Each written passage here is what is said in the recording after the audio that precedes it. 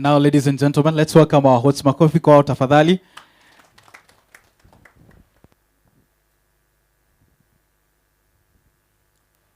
Migori County. Habari yenu? Mko salama? Mmefurahia? Kabisa? You ready to do this show today? Now, fun facts. I want to ask some fun facts about Migori County. Na niko na zawadi, by the way, for whoever gives me the best fun facts that we don't know about Migori County, that maybe the rest of Kenya would like to know. Who would like to go first? What are some things that Kenya needs to know about Migori County? Anyone?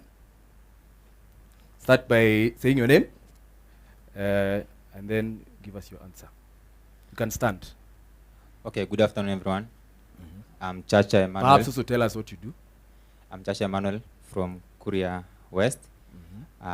I'm a graduate. I've done a bachelor's in education. Yeah.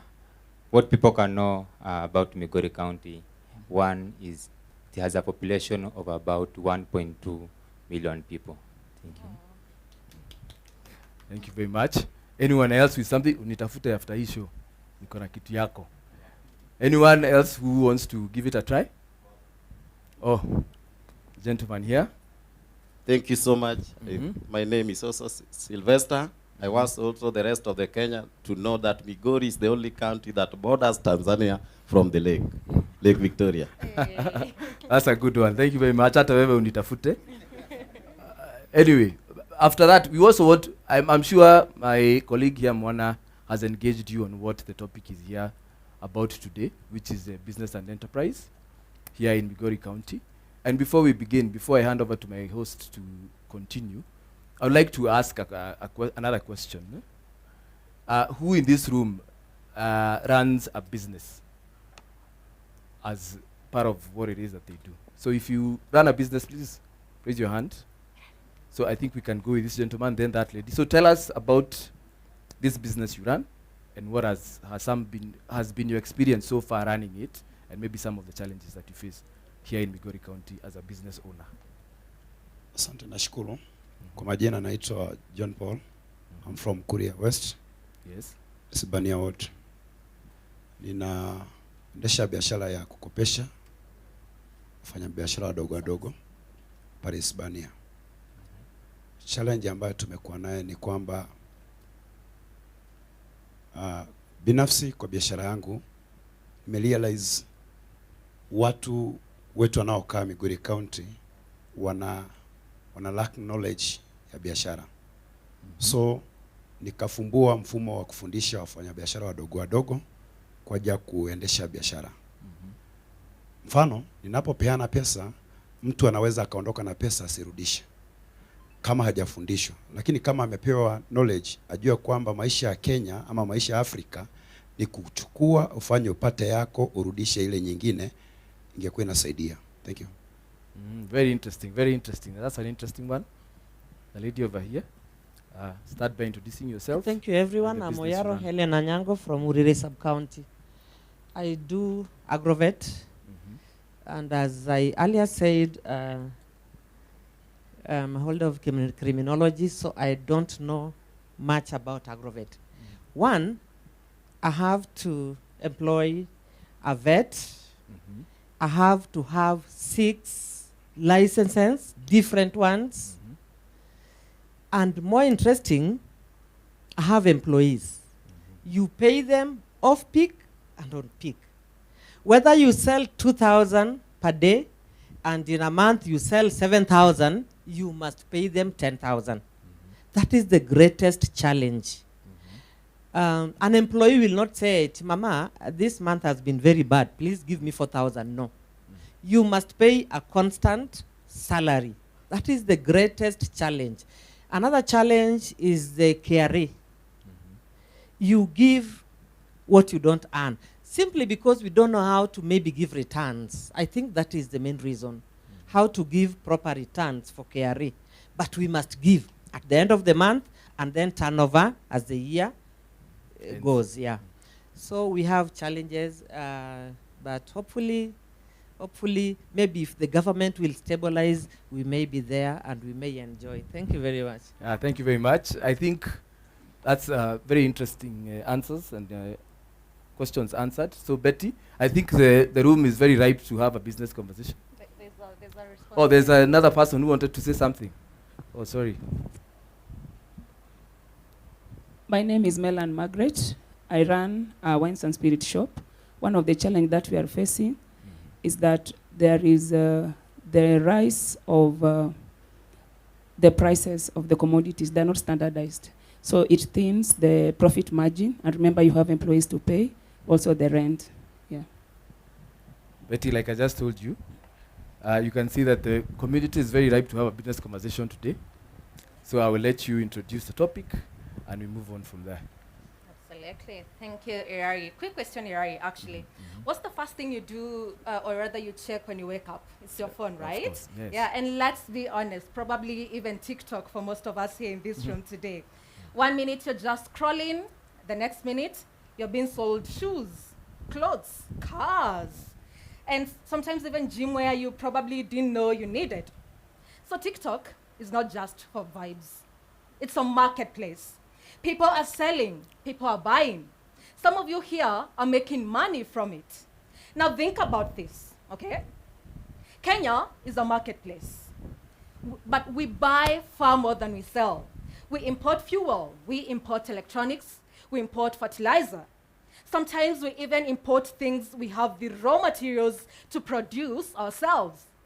And that story is true right here in Migori County, a place often referred to as a sleeping giant. We mine gold, but we don't refine it. We grow crops, but we don't process them here. So today, ladies and gentlemen, we, for the next 2 hours, will be asking one big question.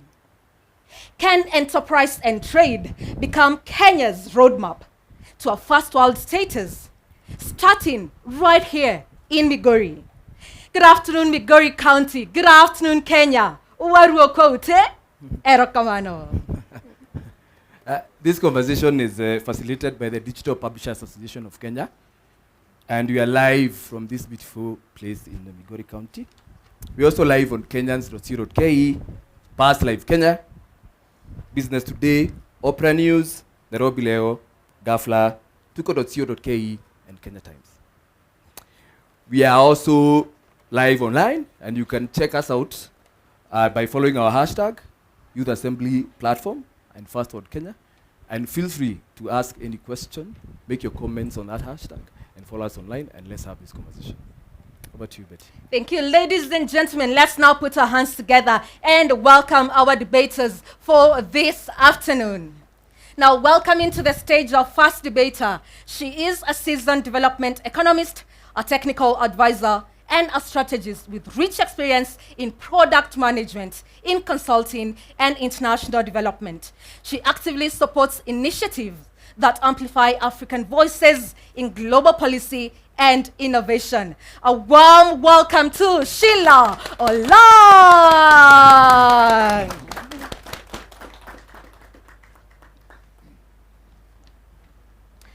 Joining us this afternoon, ladies and gentlemen, he's a development practitioner focused on enterprise ecosystems and youth entrepreneurship models.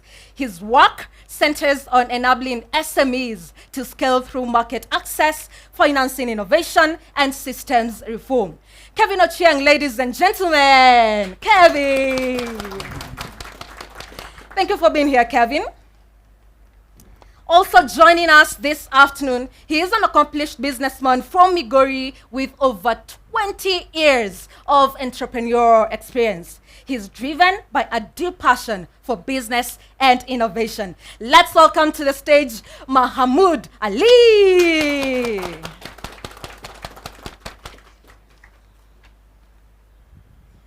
Thank you, Mahamoud. And last but not least, she's an educationist and entrepreneur based in Rongo Town. Blending her academic background with a passion for enterprise, she runs a thriving cafe and bakery in Rongo. Everybody, let's welcome Winnie Amondi Ouma. Thank you, Winnie. My name is Betty Njeru. I am a multimedia journalist, and I will also be your moderator for this session. I am not alone. I am joined by my co-host Anthony Irari, who's a digital media pioneer with over 15 years of experience, and our in-house fact checker Mwanawa Njogona, who you've already met. He is the man responsible for making sure that we have our facts right and that we all learn something. This is Youth Assembly platform where we think, debate, and build. Let's begin. Our debaters, karibuni sana. Sheila and Kevin, it must have been a long journey here. How are you guys doing today? We're doing well, thank you. All right, karibu sana. Kevin? Yeah, I can't complain. We're doing great. Thank you. Winnie, Kauono Wandala. How are you doing? Karibu sana. We're fine. Thank you. Mohammed, the same goes for you. How are you today? Your microphone? Hello? Yeah, I'm good. Niko sawa kabisa. Uko salama kabisa. Salama kabisa. Thank you for being here. Thank you for making the time. Debaters, before we begin, we do have some ground rules for you. As this is a professional debate, we ask that we have time discipline as we respond to our questions and make our remarks. And we ask that we're also very respectful of each other's opinions. I believe that is okay with all of us. Yeah. Shall we begin? Winnie, you are a businesswoman. You've been doing business for quite a few years. Perhaps you can tell us, how's been your experience? Thank you. Winnie is my name. I've been doing business for about 10 years now. Wow. Yeah. I am a teacher by profession, but into entrepreneurship. So it's been good, though. A lot of challenges in the trade. We have a lot of challenges considering the fact that we are still trying to build our businesses to the levels that we want. So we experience a lot of infrastructure challenges and financing challenges. Those are the main reasons why we find it very hard to propel very fast, to move to heights that we really want to. So those are the challenges that we experience mostly in our businesses today. Mahmoud, let me come to you as well. You run a successful M-Pesa business, a phone retail business. You've done business for over 20 years, 20 years in the game. What has been your experience? What have you learned along the way? What have you learned along the way, and what's been your experience like? It's been good. Imekuwa tu mzuri. Yeah. Tuna some challenges hapa na pale, lakini tunang'ang'ana tu. Challenges kama gani, Mahmoud? Okay, shida kubwa tunapataga ni security. Yeah. Okay. Yeah. Thank you for being here. Sheila, I'll start with you. We're talking about enterprise and trade and how we can open that to the opportunities of Kenya achieving first world business, first world status, sorry. So when you talk about Kenya becoming first world in the context of trade, what does that really mean in practical terms for a place like Rongo, like Uriri, like Nyatike? I think that's a very good question. Maybe we can, I'm always a big fan of numbers. That will help us understand exactly where we are and set the stage to have the conversation. So we're in Migori County. I'll keep it at a county level. I come from Nyatike constituency, and we're in Rongo, and my mom comes from here. So I'm quite conversant with a bit of both. Migori County is home to about 1.3 million people, so that is the current population that we have. Of that population, generally, as it would be with every other developing country within Africa, about 75% of that number happens to be youth, so people under the age of 35. So if you think about it, when you talk about enterprise, there's been a need to develop enterprise and trade because in the current global market that we work in today, no one is going to really employ you. You have to be entrepreneurial. We have to be able to seek, especially as young people, opportunities for ourselves. So what does this look like? It means that unlike back when we used to think about the government as supposed to be able to meet all our needs and give us opportunities, we have to find those opportunities ourselves. And in that case, the government acts more or less as an enabler to give us the perfect conditions for us to be able to access the market. And so when you talk about enterprise and trade, especially in Migori County, some of the biggest challenges we have are actually systemic in nature. Why do I say this? I say this because the biggest activities that we have that drive the economy within Migori County are the classical ones. So of course you have agriculture, we have some mining, we also have blue economy, and we're at the border with Tanzania, so we do quite a bit of trade. And so when I say that the issues can be systemic, it is because if you wanted to start a business today within Migori County, classical issues, access to credit, where do you go and you get the money in order for you to start your business at an affordable rate? We have a lot of women and young people who do small businesses. They've been subjected to a lot of predatory lending because, you know, you have to this lipa pole pole things where someone will give you, stock is maybe 5,000. But you have to pay X amount every day, and it's very predatory, and you really don't have a lot of social protection from it. It's very difficult to also start a business because of compliance, what is required of you to be able to even start this business. One is that we don't have capacity building and understanding the kind of documentation that you need. And second, there's a lot of laxity on how do you get this kind of documentation then set through. Because if you want us to be able to employ ourselves as young people, we have to be equipped with the information on how to be able to employ ourselves. Third, so I've mentioned two already. The third issue that then we have is that we are not preparing our population for the market. Like I said before, we have a lot of graduates in Migori County. We're very smart, actually. Tumesoma. The issue is vitu tumesoma are not what the market requires of us. So if you look at our institutions today, how many people are graduating out of Migori County that are well conversant with mining, issues mining? Because we have a lot of mining that is coming up.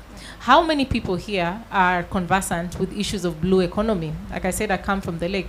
I have a fish processing factory that I set up because I wanted to do local value addition. And I can tell you that I needed to get personnel from Homa Bay and Thika to train us so that we know how to process fish. Yet we have institutions. So are we focusing our local institutions to prepare our graduates for the market that we have within? So I would say those are the three big systemic challenges that we have. Thank you, Sheila. Kevin, I'll come to you. And Sheila has set the foundation for us. She mentions access to credit. She talks about systemic issues. She talks about capacity building. When we talk about Kenya becoming first world or achieving first world status, in the context of today's discussion, enterprise and trade, what does that mean for the people in this audience today, for residents of Migori County? Yeah, so first of all, before Kenya goes first world, the people of Migori have to also go first world. Yeah, so Kenya can't go first world and leave the people of Migori behind. And it's interesting the way Sheila has painted the picture. And even when you look at Migori from an outsider looking in, those are some of the problems that are actually almost documented that are affecting Migori. And so the question is, what can we then do to change this picture, right? So we have institutions like we have Rongo University. How possible is it that, you know, there can be a concerted effort to ensure that some of the programs that they are delivering are actually market relevant and make the graduates market ready, right? How about, for example, not everybody who is a student who goes to school will become a graduate one day. What are we doing through the TVETs, for example, to ensure that capacity and capability is built in to the to those who are actually going through some formal kind of education to make them be able to realize their potential out of the formal education process. Again, another reality is not everybody who has gone to school or who is a graduate is business ready or is business centric. You know, what else can these people do? For those who can get into business, how can they be helped to get into business? What initiatives, what trainings, what capability building, you know, drivers can be leveraged on them to make them business ready? Now, these are the ones who cannot get into business to save their lives. How how is the county government, for example, working in collaboration with the national government to do sort of what I would call a mapping exercise. So this is a mapping of the youthful population, as Sheila had identified. 75% of them, you know, maybe you're looking at 15 to 35 years old, right? How do we map them from a skill set point of view? How do we map the potential areas where they can plug into from an opportunity point of view, so that we have these numbers, and then we can now create structures that then can marry these two, so that skill sets matches opportunities that are available locally. That, in my view, would be one of the ways of setting Migori onto the path to joining the rest of Kenya in pursuing a first world status. Absolutely. Fantastic. Both you, Winnie, and Mahamud, you run thriving businesses here in Migori. So for you, this is a lived experience. But I'm sure everyone in this auditorium would love to hear your thoughts. What does that mean, Kenya achieving first world status? For yourself, actually. For myself, as a business lady in Migori, it will be a bit difficult for us to achieve it right now because we still have a long way to go. There are things that we have to work out first. There are a number of issues that are still affecting traders in Migori. For example, something that I don't hear people talk about more often, I run a bakery, but a lot of times we don't have electricity in Migori. That's something that really affects us. At times we don't produce for a whole day just because we lack electricity. So that's something that people are not talking about it, but it's happening in Migori County. Rongo is part of Migori County, and it really affects us. So we don't need to work on issues that are affecting these traders first, so that we move. From there, after working out the issues, then now we can move and talk on now how to build Migori to probably a first world country, the town literally that can run business and compete with other counties. So if we have not worked on our infrastructure, which is very bad, you know, you guys have just worked on the town, major towns. So if you visit other areas, then you'll know we have a long way to go as people of Migori. So we have a gap in infrastructure, we have a gap in our power supply, we equally have a gap in our governance. We lack leaders who go to the ground to visit these people who start small businesses, so that they interact with them and know the challenges that they're experiencing in the ground, so that we move. So those are still the gaps that we need to work on. Mahamud, wewe uko kwa ground. You're in the field, literally. Do you agree with the sentiments? 100%. Yeah. Okay. All right, Sheila, I'll come to you, okay? So Migori's own source revenue is about 62% of target. In the 2024-2025 financial year, Migori collected about 709 million. And it's looking to increase that by 50 million in the current financial year. That is revenue collected from health services, agricultural levies, and trade licenses. So if Migori is sitting on so much wealth, why is this county still struggling with liquidity, with jobs, with revenue capture? I think you are speaking to a governance issue. Yes. And it did not just start with this administration, because sometimes we like to pit it onto a personality. We've sat on a county that is very resource rich. We are one of the few counties that actually has just about everything. We have a border, we have a lake, we can grow coffee, we can grow sweet potato. There is no industry that you cannot start up in Migori County. We are also quite lucky because we happen to sit also bordering other counties and other countries that we can easily trade with. So the question then becomes, why are we not on target with our own source revenue? There's been a push that we digitalize revenue collection. We can start from there. The process always lies in the how do we collect the revenue. There's been a push, not just for Migori, but most counties, because we lose a lot of money to corruption, unfortunately. Today in Kenya, we're discussing Nairobi County, for example, that is quite far behind, even on their own on-source revenue collection. And Migori is just a symptom of a smaller version of the same issue. Let's take one sector, the sector of blue economy. the only county, we have 8 sub-counties in Migori. And so the only sub-county that happens to be able to do blue economy is Nyatike sub-county, which has the lake on it. In the last administration, they built a fish processing plant that the government built in many places within Kenya. Migori happened to be a beneficiary of one of them. And so you have this fish processing plant that is sitting in Sori today. Same goes to sweet potato. If you go to Kuria today, there's a sweet potato plant that was built there. And I can go on and give you different examples. The question then becomes, why are these plants not operational? Why are they not operational? Because what we need to do in Migori County, we need to start attracting local value addition. And I'll explain. Because of historical injustices in Kenya, we have had our industries all up in central Kenya, in Thika, for example. I'll stick with the example of fish and blue economy. So we used to fish the fish here in Migori or here in Lake Victoria, and we have to take them all the way to Thika to process them in Thika. Now, why does it matter, you would ask?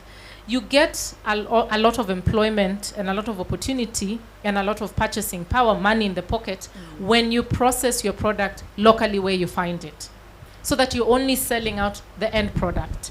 So this is some of the thinking that determined the establishment of the sweet potato plant and the establishment of this fish factory that we have actually in my hometown of Sori. And you know that to this day, that fish processing plant in Sori is lying there idle. Oh, wow. And me, who comes from that town, decided, because other counties were giving them away in private-public partnerships.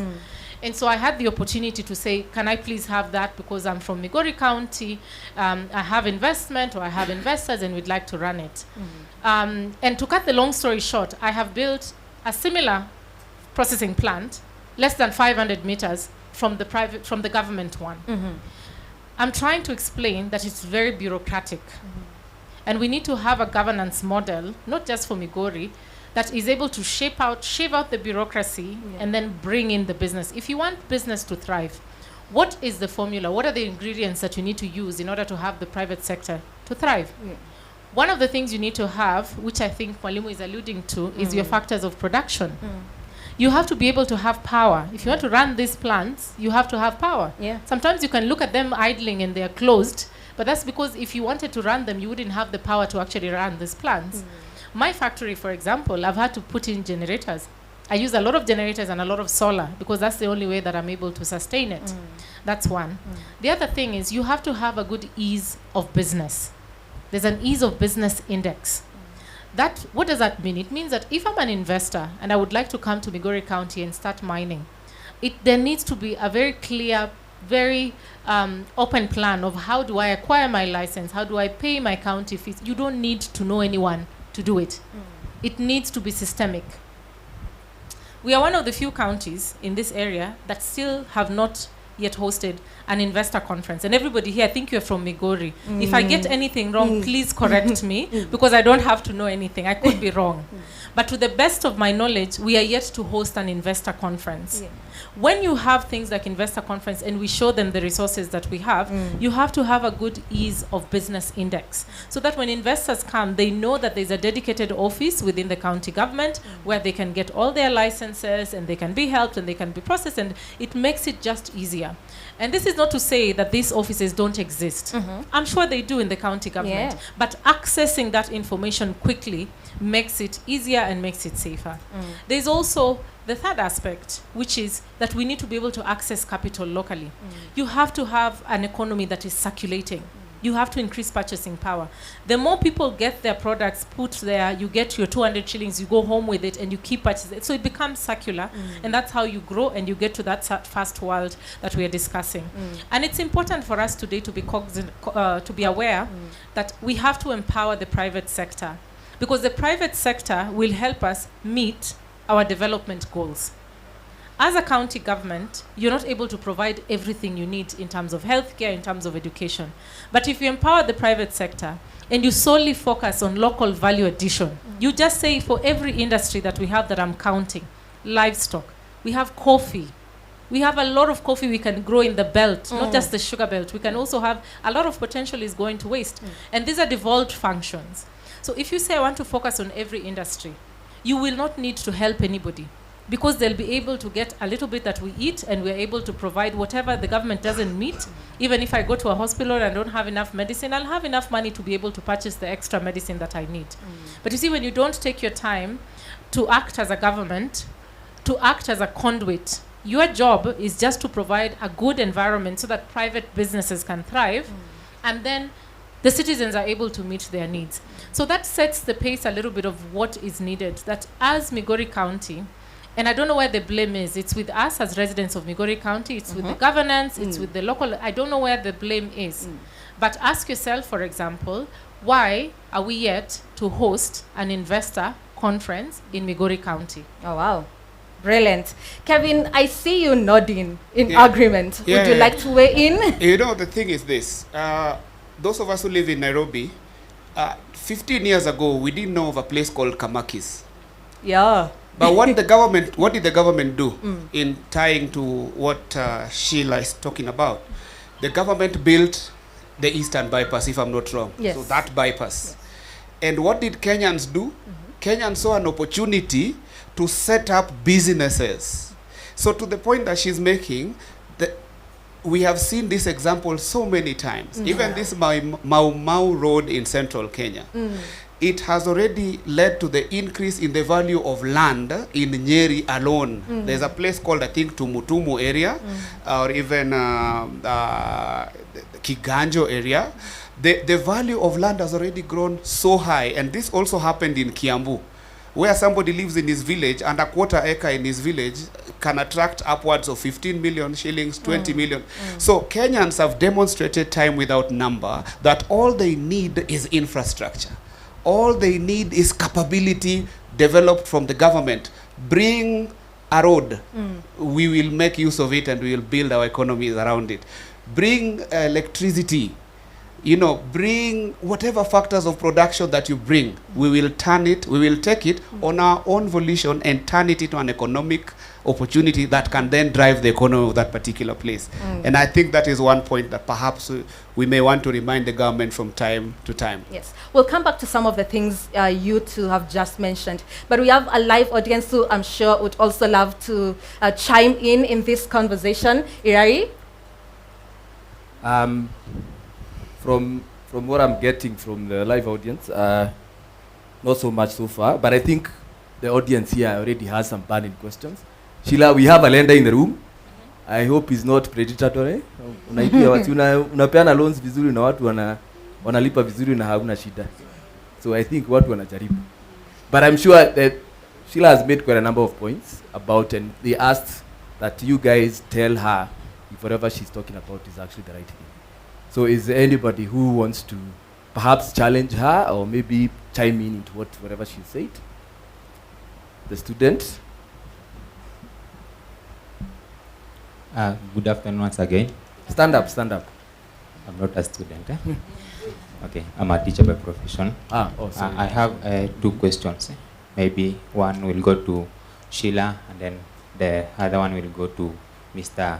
Ali, who is running, I think, Njiru said, about 20 a business shop and a phone shop and an M-Pesa. That means he's very much unsoiled in terms of entrepreneurship.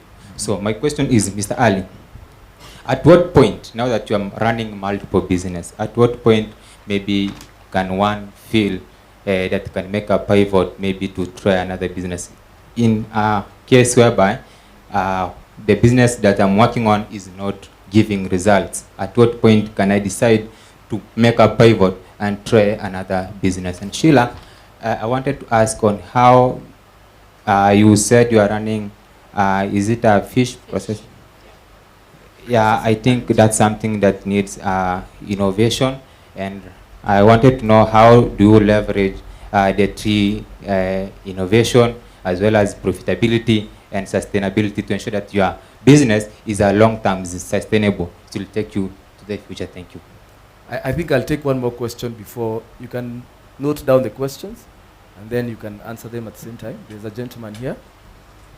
You can stand, introduce yourself, okay, then ask your question. Okay, good evening, everyone. Good evening. My name is Isaac Alande. I want to ask Sheila, because I've heard talking about the initiative or project she started in the fishery. department. But I also believe that all these things they're doing are part of the county integrated development plan that actually the county should also embrace and support. So we are now more than 10 years since the inception of this county.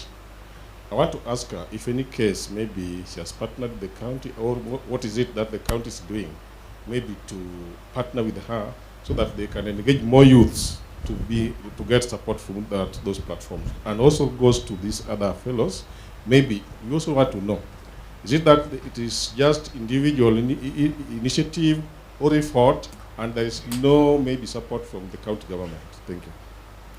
So before I'll come to this side, I'm hoping that I'll get a lady to ask a question. I'll come to you. But before I do, Sheila, Mahmoud, I think you should start. Yeah, wacha mimi nianze. Okay, kabla hujaanza biashara kwanza lazima ujue ni nini unafanya. Huwezi enda kuanza hata factory ya toilet paper pali Oriani wengi. Unajua hapo hakuna kitu utafanya. Ni kweli? Hapo hakuna kitu itafanyika. So kabla hujaanza biashara lazima ufanye research yako kwanza. Lazima ujue ni nini nafanya na nauzia kina nani. Target yako lazima ukae chini ufanye. Ukiona hii biashara haieleweki ama iendi vizuri, unataka kuanza nyingine pia, lazima ufanye the same thing. Huwezi fanya vile ulianza tu pap utarajie kwamba hii itaenda. The best way ni lazima ukae chini, ujue target nauzia, nataka kuuzia nani, hii biashara nataka kufanya, inataka kufanya kivipi, lazima ujue hivyo. Huwezi sema tu acha nianze hii biashara. Shida kubwa watu wanakuwa nayo kwa biashara ni kukopi. Wanaona nani ameanza M-Pesa, amepata pesa mingi, wacha hata mimi nianze. So unapata unaanza, unaweka vitu mingi, baadaye unakuja unaanguka. Lakini the best way ni mimi nauzia nani? Hapa kitu ambaye nauza, hii kitu hapa nauzia nani? Hiyo. So it fail, labda wewe kuzaliwa kufanya biashara. Yeah, tufarani wote. Yeah. I hope you've been answered. Yeah, sorry. Sheila? Thank you for your question. I guess I'll first start by asking about how did I leverage issues of technology and how do we make this sustainable. For me, like I said before, I'm an economist and I happen to be a woman who comes from the lakeside. And so when I saw the opportunity, because it's important that I also paint the picture. So we're in a fishing community.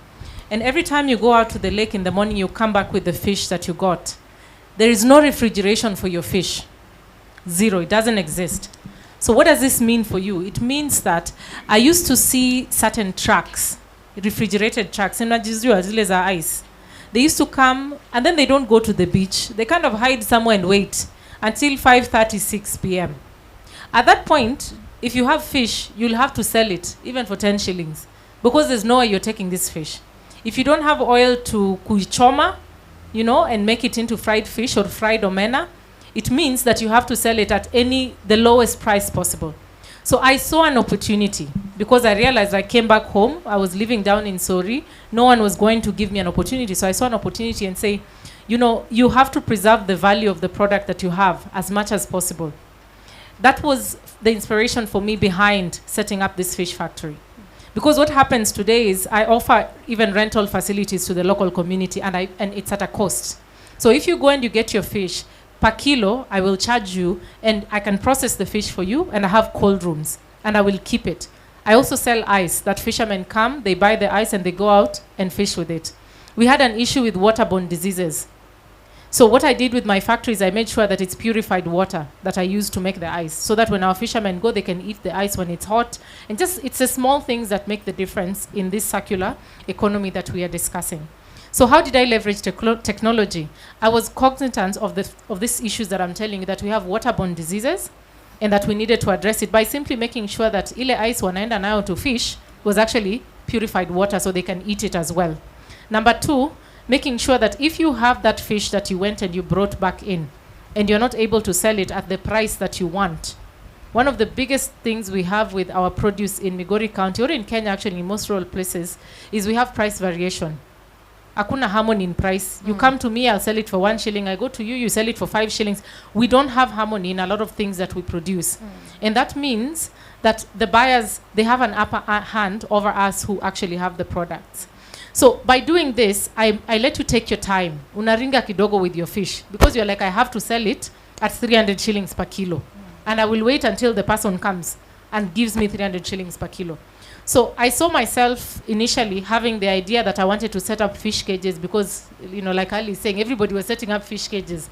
And then I realized, I know, when we harvest the fish, tunaipeleka wapi sasa? I realized there's a window in that cold chain logistics. And so I decided to leverage technology, and that way it becomes sustainable because many people are setting up cages and there's nowhere for them to take their fish. Ama you and your 1 bucket of omena, you can come. And then we wait for you, we keep it for you. Kesho, you can come, you pick up your product, and we do it. This also means that we generate opportunities for casual labor.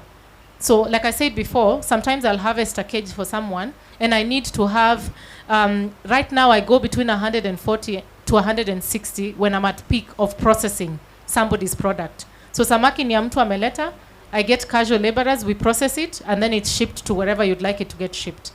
So that is how you can leverage it in order to have value addition, and then it becomes sustainable.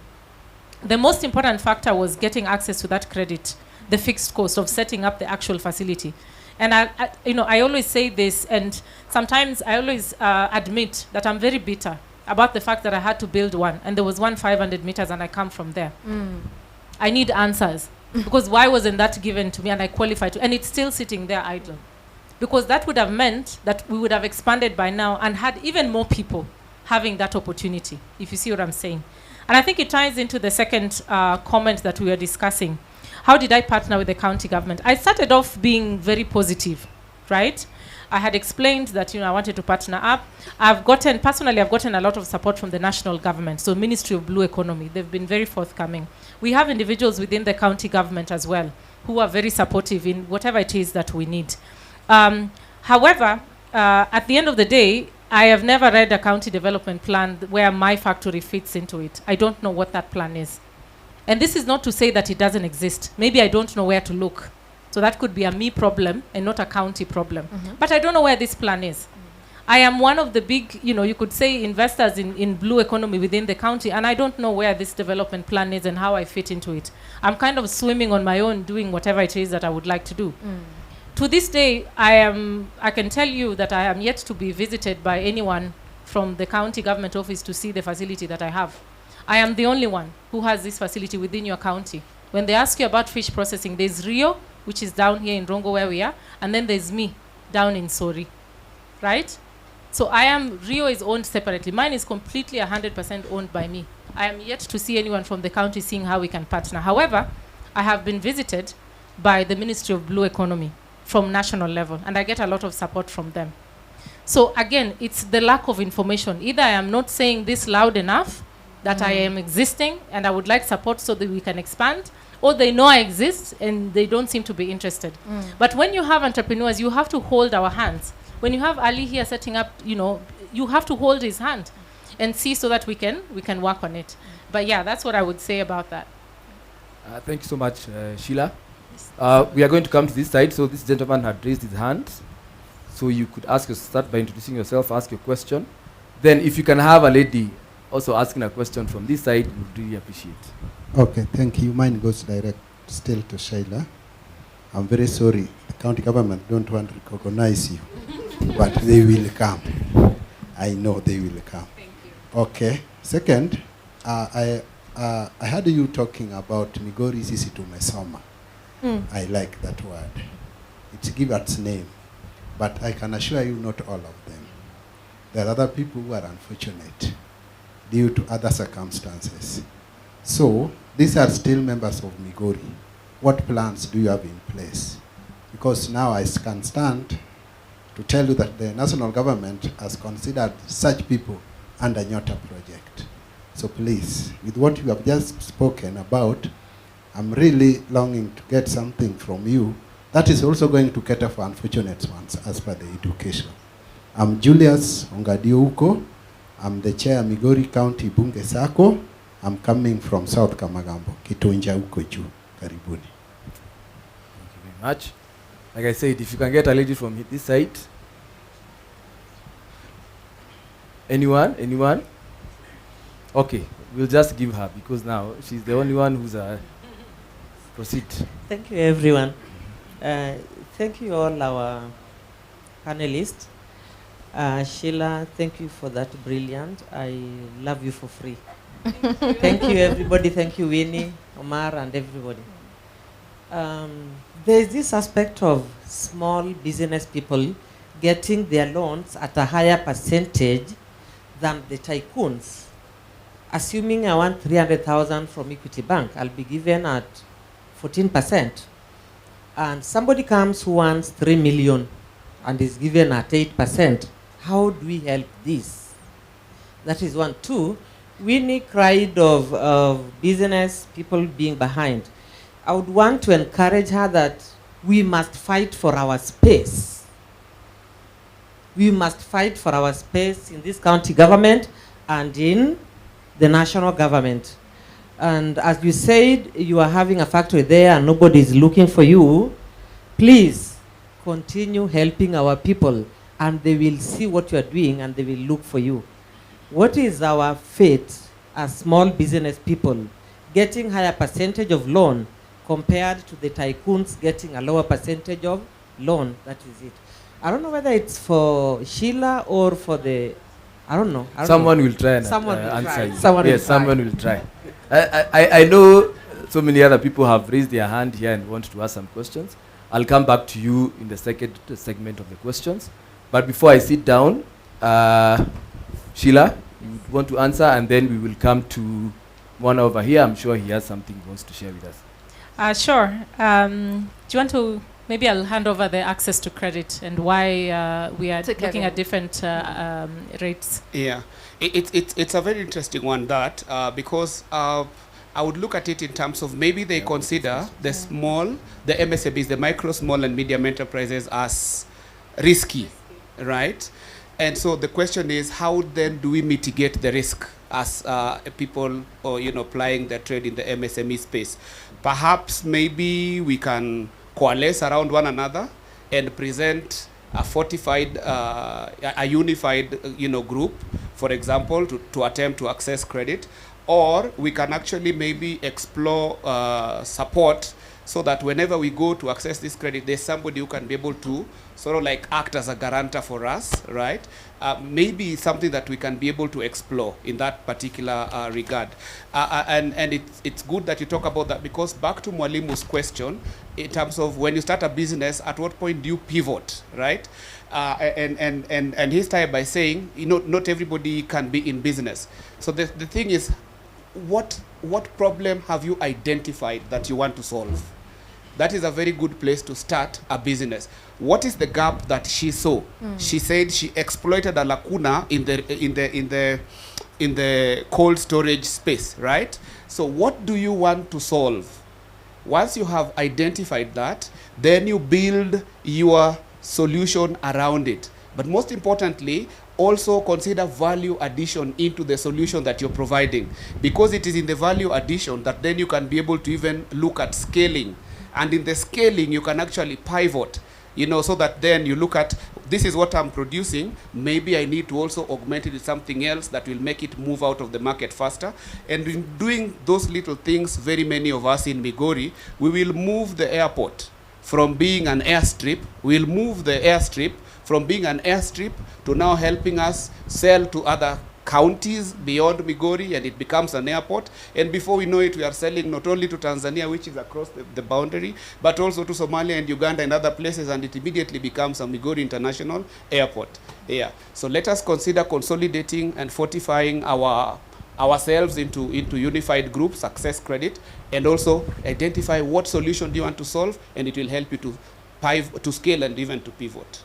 Okay, I can maybe add something since, yeah.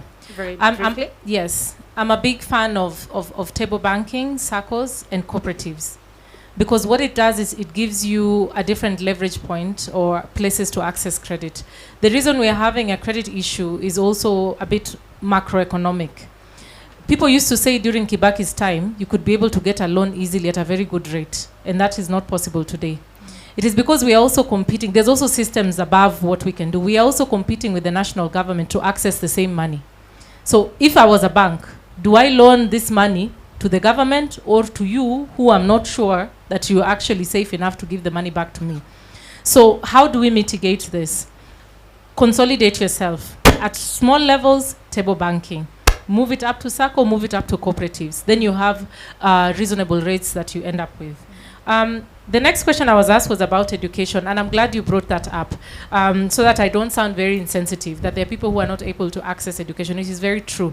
And that's why I've been a big fan of saying we need to consolidate our bursaries. Even in PCG bursaries, we are politicizing education, when if we consolidated that fund, people would actually be able to go to school.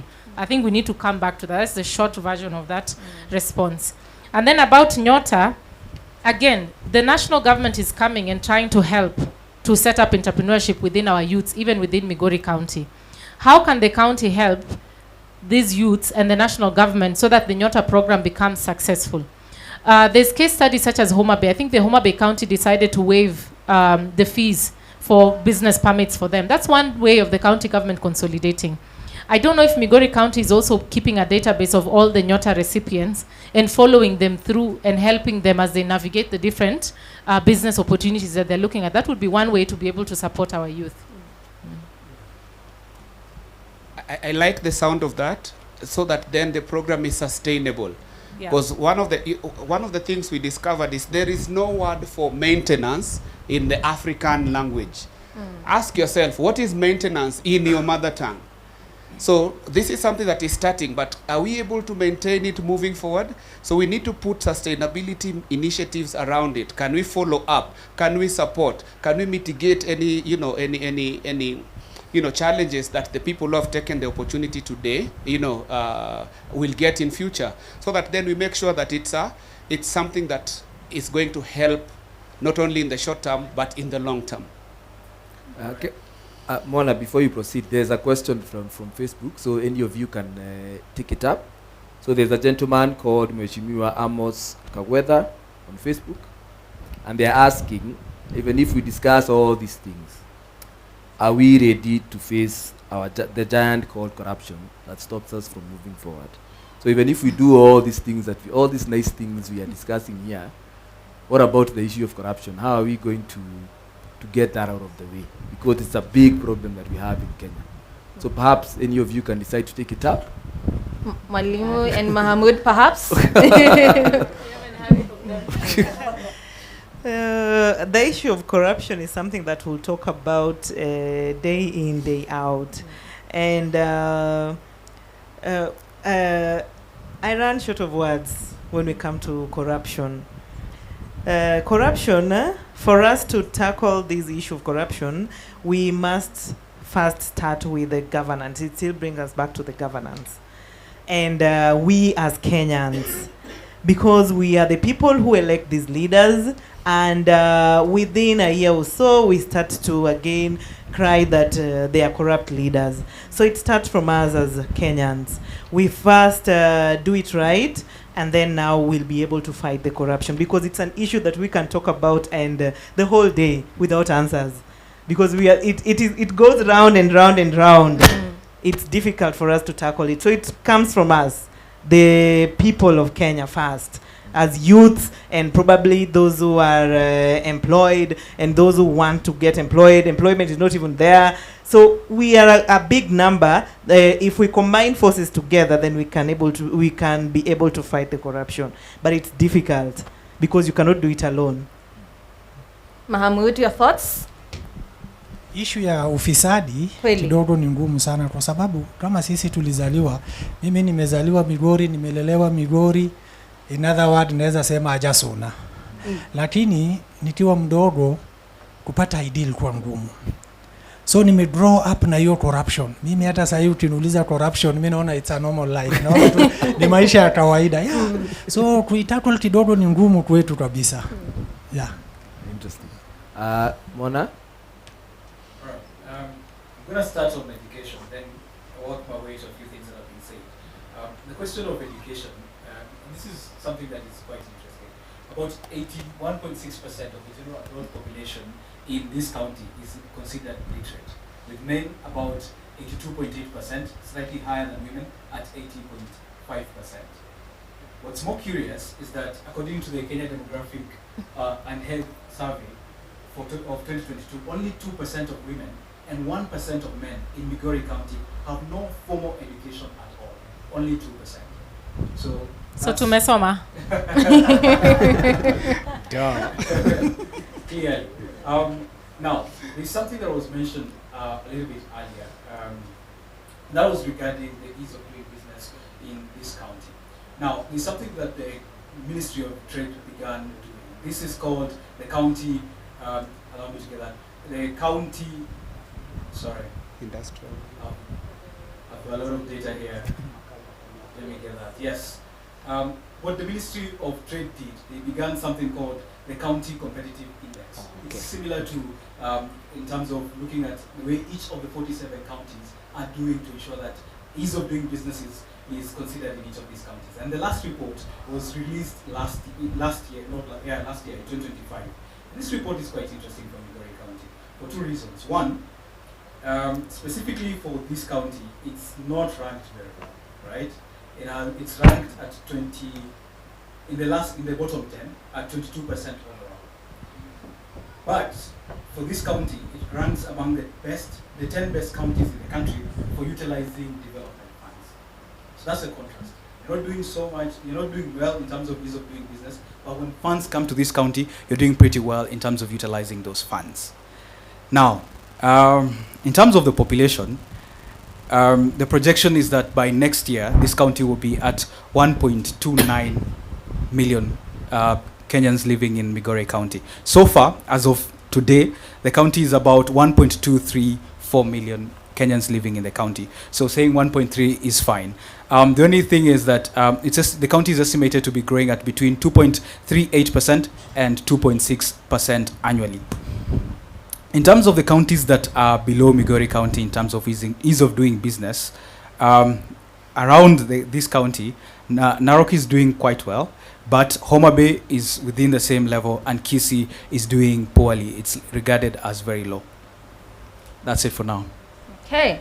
Thank you, Mwana. Thank you to our debaters for your responses as well. Now, I want us to move this conversation along, and I would like to engage Mwalimu and Mahamud here. So there's so many funds in this country. Recently, the Nyota Fund, which you've both mentioned on this floor before. The government is providing capital to young businessmen and women. There's been Uwezo Fund, there's the Youth Fund. But many young people say access to these funds is very hard, is very difficult. Why is the disconnect? What is broken? Mahamud, shida iko wapi? Kweli siwezi jua hiyo shida. Mimi unajua dini yangu hainiruhusu. So mimi hapo sijaijaribu. So siwezi jua shida iko wapi. Yeah. Where is the disconnect in terms of access to the capital, to these funds? Okay, access to these funds, the disconnect comes when these youths, the same youths that are supposed to access these funds, the people who vet them to get these funds are the corrupt people that you're talking about. So it still brings us back to the corruption issue. Because I have a Dio who is supposed to vet people to get the Nyota Fund. He will definitely go for their friends, who probably, most of them don't even come from that area. It happens. Most of them don't come from that area. So it still brings us back to the corruption issue. A lot of these funds go to waste because of the corruption. The people who are supposed to benefit from these funds don't benefit from the funds. That is the main thing that is affecting the youths, and that's why they can hardly access them. And another thing are the guidelines. Probably they're not well educated on how to get these funds. They lack the education on how to get these funds. So we need probably a platform to educate the youths on how to access these. And some of them will also tell you that they only get to know of these funds when probably they are being launched and people have already been identified and people already been vetted. So they get the information late. And that's why they miss the funding. So a lot of issues around these funds, and they end up not, because we don't even have, so why did we bring Nyota if we had the Wezo fund, that the other funds that were there, we don't follow up on how we use these funds. So that's the issue that is there on the ground. So it brings us back to governance, and it equally brings us back to the corruption. So if we don't fight these two, then we equally won't benefit from the funds. Absolutely. Kevin, Winnie raises a very critical point, and it's the point of the criteria. How are we identifying the people that should get these funds? Who is identifying them? When is it happening? Is it from a policy perspective, Kevin? Should we perhaps be publishing the list of beneficiaries for transparency? You know, it's interesting what Winnie says. And Winnie, I would like you to also talk about the mandazi and the bread thing at some point, because you know, she wanted to start by baking mandazis, but she ended up doing baking bread, but she ended up doing mandazis because of challenges in baking bread. That reminded me of the Marie Antoinette situation in France. However, to her point, I want to agree with her to an extent, but I also just want to keep it honest with us as Kenyans. Change can only happen when the pain of remaining the same as Kenyans is greater than the pain of change. Until a point when remaining the same in the same space is more painful than changing to a different space. Why do I say this? Whenever there are these programs, especially those that are driven by the government, you find people focus a lot more on the noise around the programs.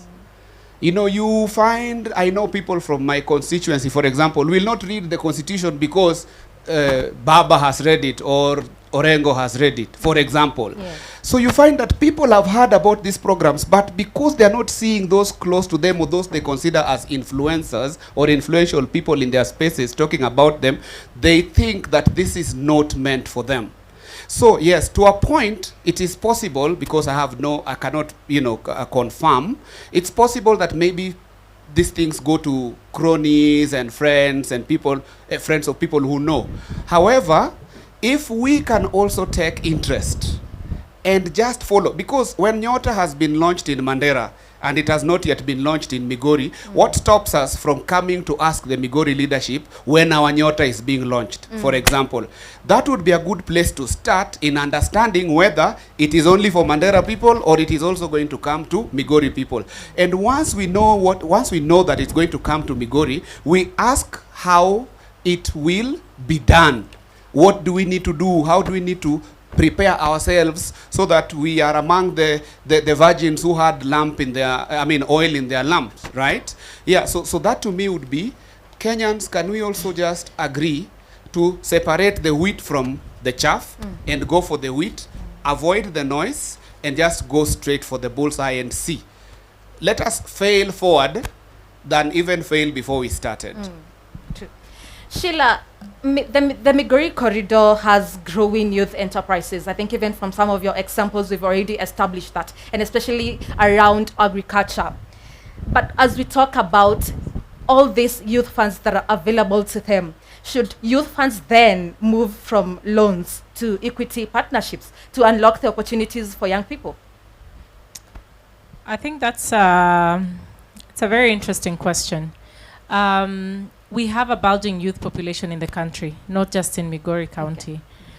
And when we talk about unemployment in this country, young people, we are disproportionately affected by whatever statistics that you're looking at.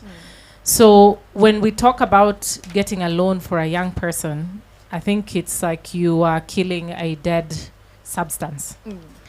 I don't think that is the way to go. The issues that we are discussing here, for me, are twofolds. One is that for whatever program you launch and you start, you have to be ready to do the hard work of monitoring and evaluation. We like new things. They are shiny, they are fun.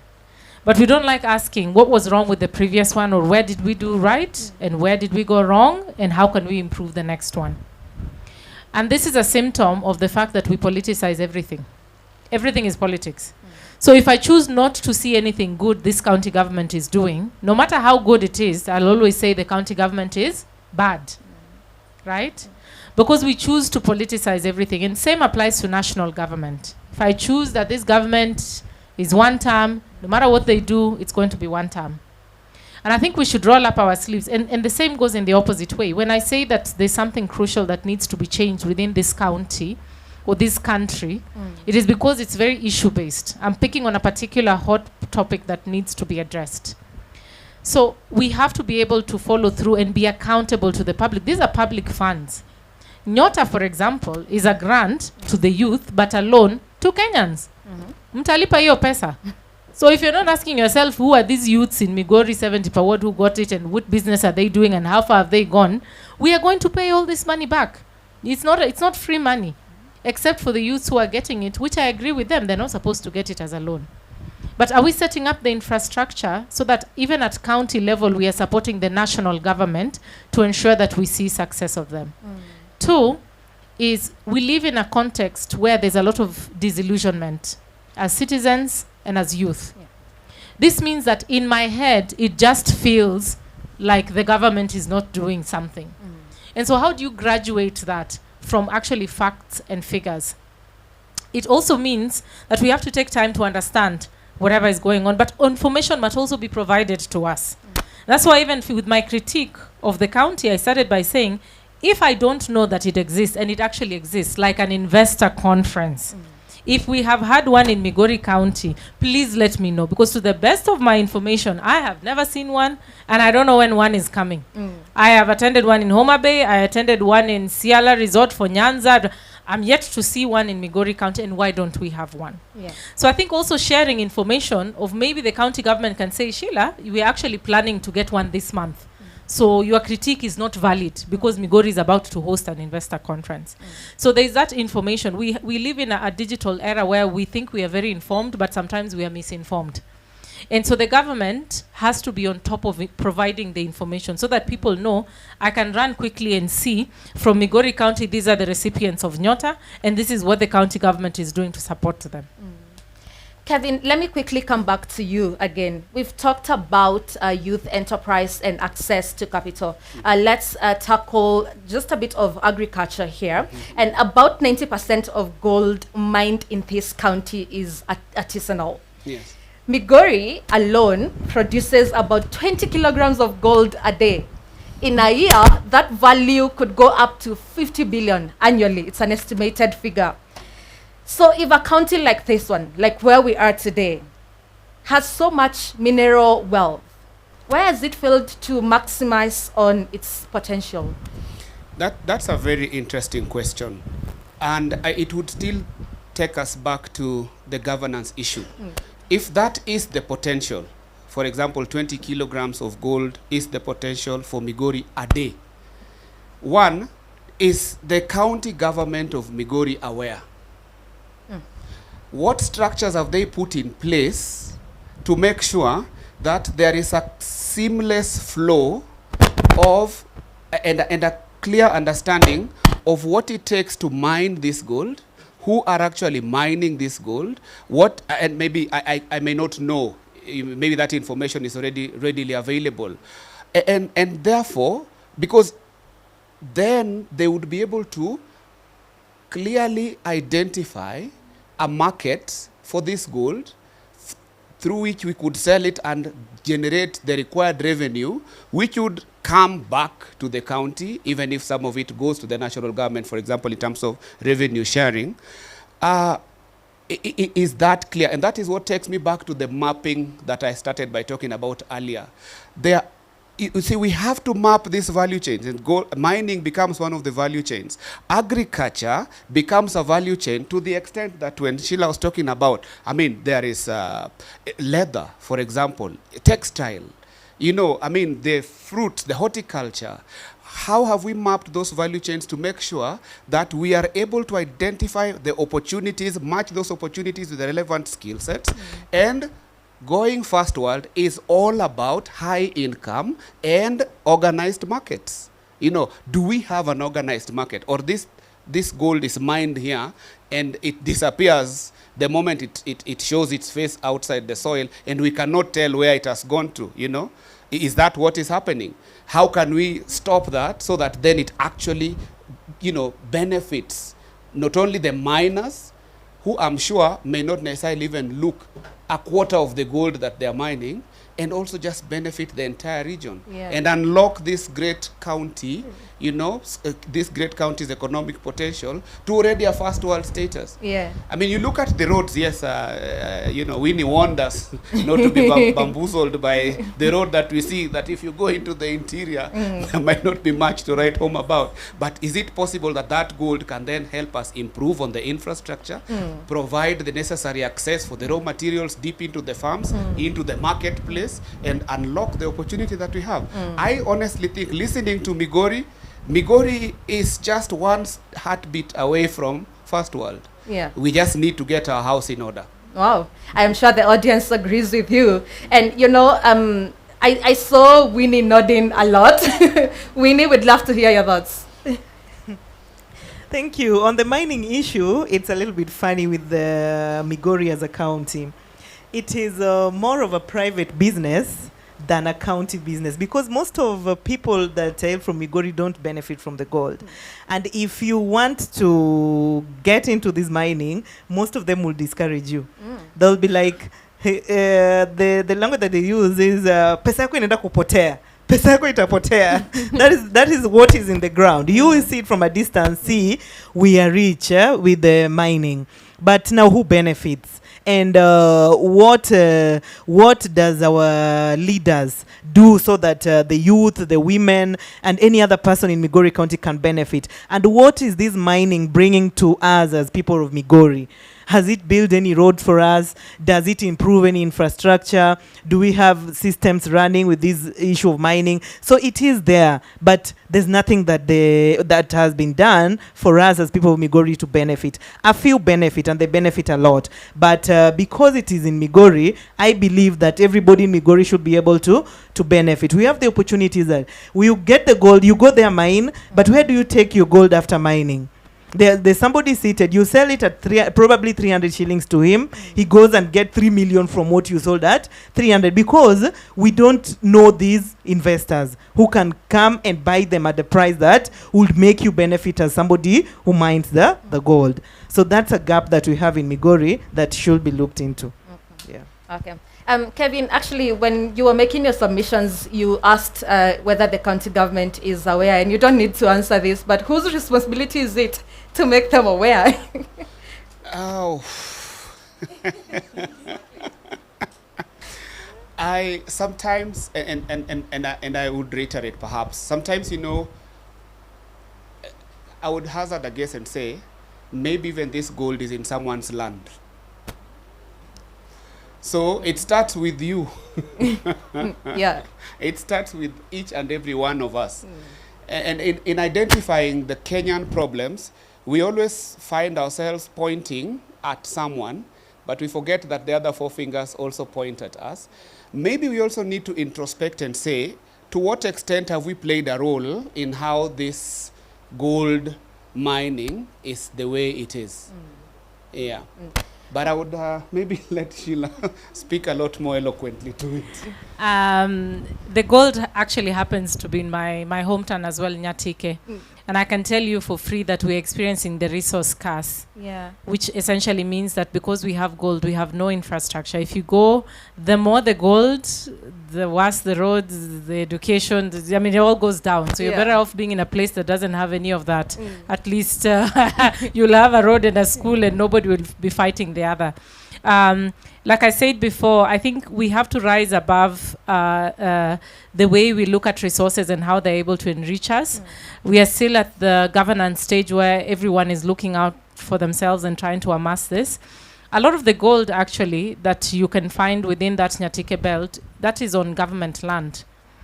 And so you find artisanal miners who are there, but they've been there for years and years. A lot of them don't even realize that they're in artisanal land. Until recently, the land was trying to be sold to an investor, and then they got the shock of their lives that they actually don't even own the land. So, there's a lot that we can unpack from there. But as a woman from the same area, I mentioned before that we deal with sex for fish, which propagated a lot of HIV. Now we have sex for gold. that is going on for, we're creating a new problem again, and we don't have health facilities where we come from. So I think we really need to go back and see how do we leverage resources that we have to be able to provide for, you know, so that the biggest beneficiary become the people who come from around there. And it's true, the biggest beneficiaries of the gold that are there are not people from Nyatike. Oh, wow. That's very interesting. Mahamud, we want to hear from you. Unafanya business across borders, yes? What is the biggest barrier that traders face in Migori, especially those that trade along the border? Mostly inakuwaga insecurity, kwa sababu insecurity pia unajua inaanza na youth employment. Pata vijana wengi hawana kazi, ndio unapata wanaingilia hiyo mambo ya wizi. So employment hapa ikipatikana, hata hiyo rate, crime rate hiyo itakuwa chini. So shida kubwa ni hiyo tu. Insecurity. Insecurity. Okay. Irari, would love to go to hear from the floor now. Yes, so many things have been discussed, talked about. So I would like to give everyone a chance to kind of, not everyone. At least we have a lady here who is finally speaking. Then I'll come to this. Yes, and then we'll see who next. So perhaps you can start by introducing yourself and then ask your question. Okay, I'm Evelyn from Awendo. I would like to ask Mohamud just a simple question. You have talked about series of activities you are doing in Migori County. What are some of the strategies are you using to ensure that your safety and the safety of your business is well taken care of? Thank you. Asante. Okay. You want to ask? Okay, proceed. No, go ahead. No, just answer. Okay. Unajua security inaanza na sisi, sio serikali. Kwanza wewe ujilinde, alafu ndio serikali itakulinda. Lakini unapata shida sehemu kama Migori, ni sehemu inafuata maduka zifungue masaa 3 ya usiku ama saa 4. Lakini unapata imefika saa 11 kwa sababu watu wanaogopa mtu anafunga duka. So unapata hiyo biashara haiendelee vizuri. Kuna watu wanafanya kwa ofisi, wanakuja kuchukua hizo bidhaa zako wakitoka kwa ofisi. Mostly unapata ni saa 11 na kuelekea, lakini hiyo saa 11 wewe umefunga duka. Kufungua pia inabidi ufungue saa 2 ama saa 3. So unapata working time hiyo ni kidogo sana. Yeah. Okay, I think you also want to finish and tell her how you now Sorry. Now mitigate that. I think that's what was the question. Yeah, ni hivyo tu ndio sasa hizi by now. Okay, Migori sasa sio mbaya sana ukikompare na Sirari. Mimi nafanya biashara Sirari na huko. Yeah, by the way, nimeona kuna watu wa Sirari hapa na wajua. Yeah, ni mzuri. So unapata Sirari mtu pale security ni mbaya sana. Kwa sababu kuna wenye wanavuka kutoka Tanzania wanakuja wanafanya hapa, wanarudi kwao. Mostly target yao unapata ni maduka za Oria. Unajua kuna hii kubelieve kwamba Oria ni pesa. To Oria onge pesa sana. Ani penyeraji. So unapata wanasema Oria wako na pesa nini? So shida kubwa tuko nayo ni hiyo tu, lakini sasa sisi kujilinda. Sisi wenyewe kujilinda ni kufunga tu mapema. What else can we do? So hauna bodyguards wa kukulinda. Tujafika huko lakini tutafika inshallah. This gentleman over here. Thank you so much once again. I just have 2 questions for the experts. One to Sheila. I'm happy that you are a proud daughter of Nyatike, and it's a very sensitive matter that you raised, that our county produces graduates that do not understand the market. That leads to the disconnect between our capability and productivity. You also cried about the investor conferences. And I'm also made to understand that you are a political hopeful. Is it possible, or are you prepared to create other forums that the people of Migori or Nyatike can deliberate or discuss these matters? Or must we wait for other people to invite us to such other forums so that we get our own problems? Number 2, Where is the problem of this lack of empowerment among the people? Is it the government? Is it our own mindsets? Or is it poor governance? Or is it the interference from whichever? Where is the problem? Thank you. Yes, I will come to you. My director is telling me that I'm not asking people at the back questions. So I'll come at the back. This gentleman, you can ask your question. My name is Songora. I come from Nyatike. Maybe just a point of information, Sheila, Migori County did an investor forum, donor investment forum in 2023, sometime in November. But you wouldn't know about it because some of these conferences here in Migori are for I think they are just used as platforms for the politicians and the county governments to make money. So you will not, maybe you are not invited, but I think you should have been there. Two, as a people, as young people, our government is investing in education, right? But we are educated for nothing, or we are not educated for this country. Because if I'm being educated to be an engineer, engineers build roads, right? Engineers works in farms or in manufacturing plants. But you see, like Sheila said, our Kigonga, there are farms in Kigonga for the potato one, that has died. So the engineers and the producers for potatoes, that cannot be business as usual. So I think we have a governance problem that needs to be sorted out. If we are training ourselves for the future, we need to invest in the future. Every county, the government must ensure has something to produce. Because if we are not producing anything, how are we going to uplift the GDP of our people? Right? The other bit I wanted to talk about is the political or the business environment. How are we able to be a pro-business community or society? Like if you go to other countries, they are able to do business easily because they are able to do a language of their own. Our languages in this country are a problem. Why the Somalis are doing fine is because they learn our languages. If you find Jasona now is able to do business here because he has appreciated and learned the language of the Sona people. The government has to find a way so that we all learn these languages and let them not die. So that I'm able to know, decide now, I want to know the language that the Sona speaks. I can go to Turkana and invest there. I can come here and learn a language and invest there. Because learning from ECD to the basic education should be done in local language. I think that's something that government should look into. Thank you so much for your comments. Perhaps someone will get into that. Still at the back, anyone who has a question here, comment? If not, I think you had spoken before. So I will allow these two gentlemen at the front to say something. Okay, thank you. My name is Charles Osewe, and my question goes direct to Sheila. Sheila, I know you're aspiring for women rep in Migori County. Isn't that true? Yes. Correct. Yeah, okay, fine. You said that you import laborers from outside, like in some other counties, if I can remember well. Yeah? You said something like that there in your plant there. No. Yes? I use the local labor.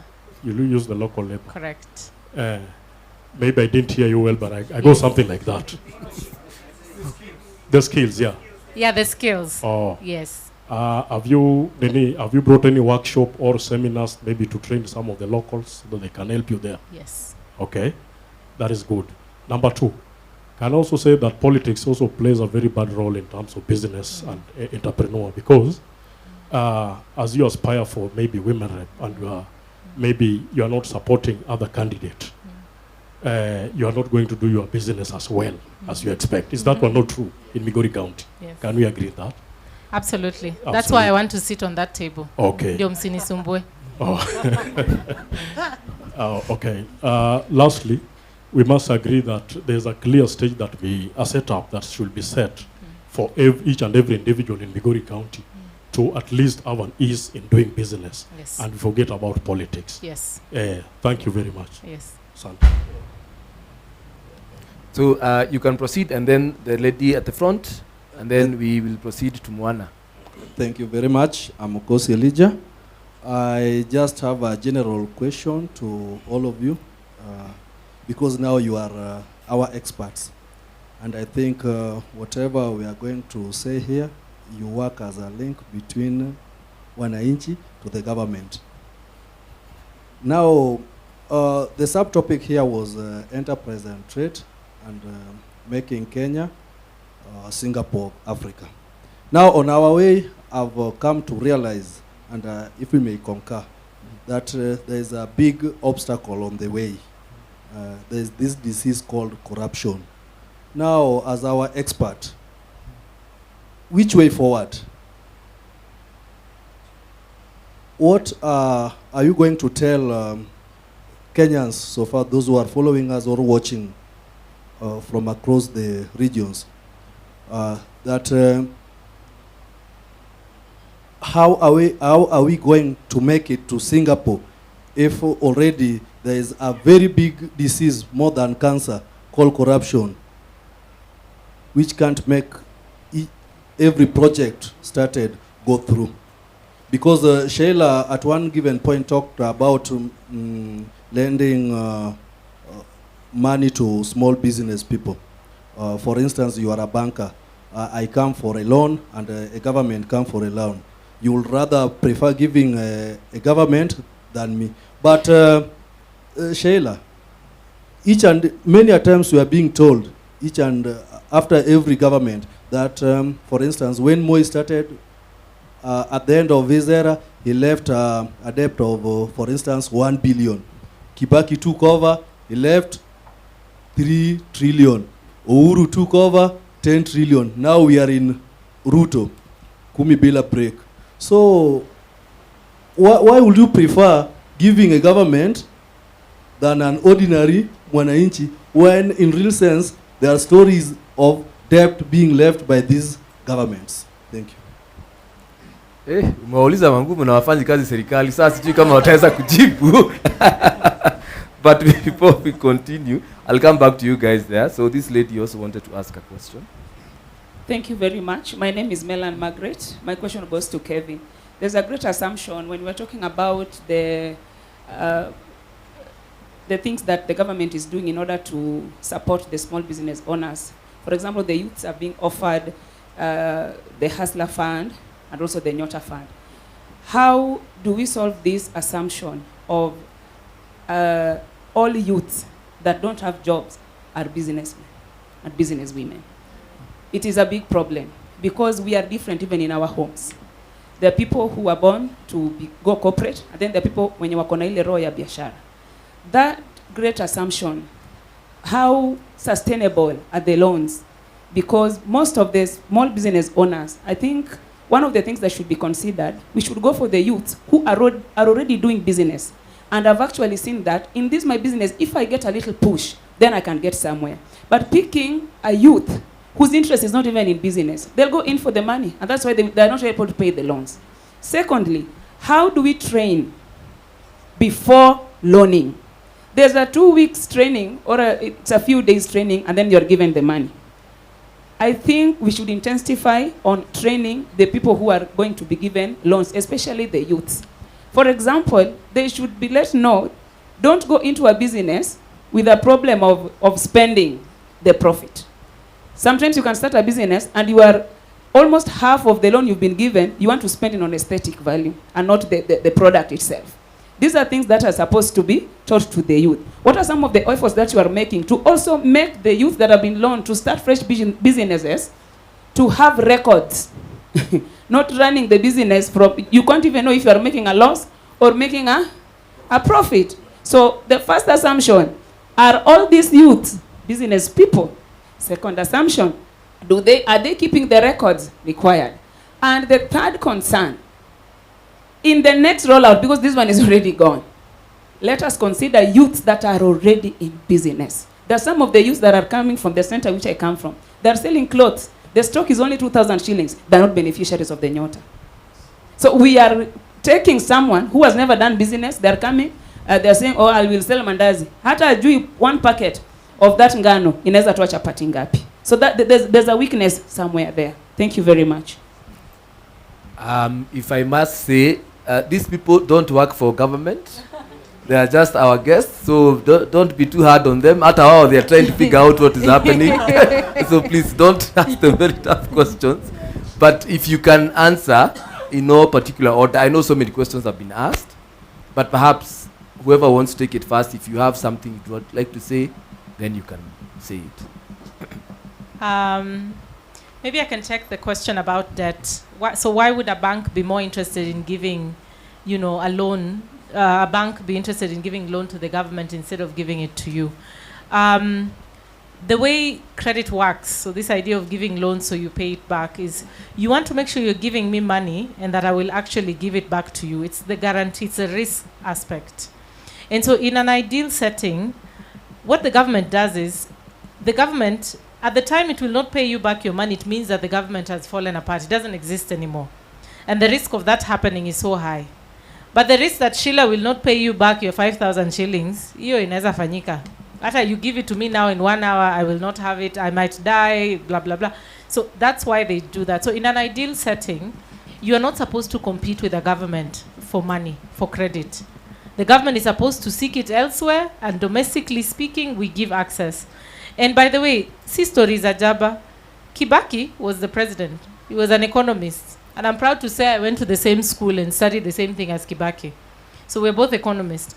You can actually drive the economy to the point where, when Kibaki left the presidency, we did not have the kind of debt that we have today. This started with the Uhuru administration, and now it's ballooning with the Ruto administration. Again, it's easy to put it that way. We're also growing. There's so many other things that we are doing that would explain it. But just to say that in Kenya, there was a time when we were growing as a market so well, and that we did not have all this debt. And that is what Kibaki did. And he was able to develop infrastructure. Hizo Mathika Square Highway, you had free education. And one of the things he did is he avoided that direct contact with me to give you a handout.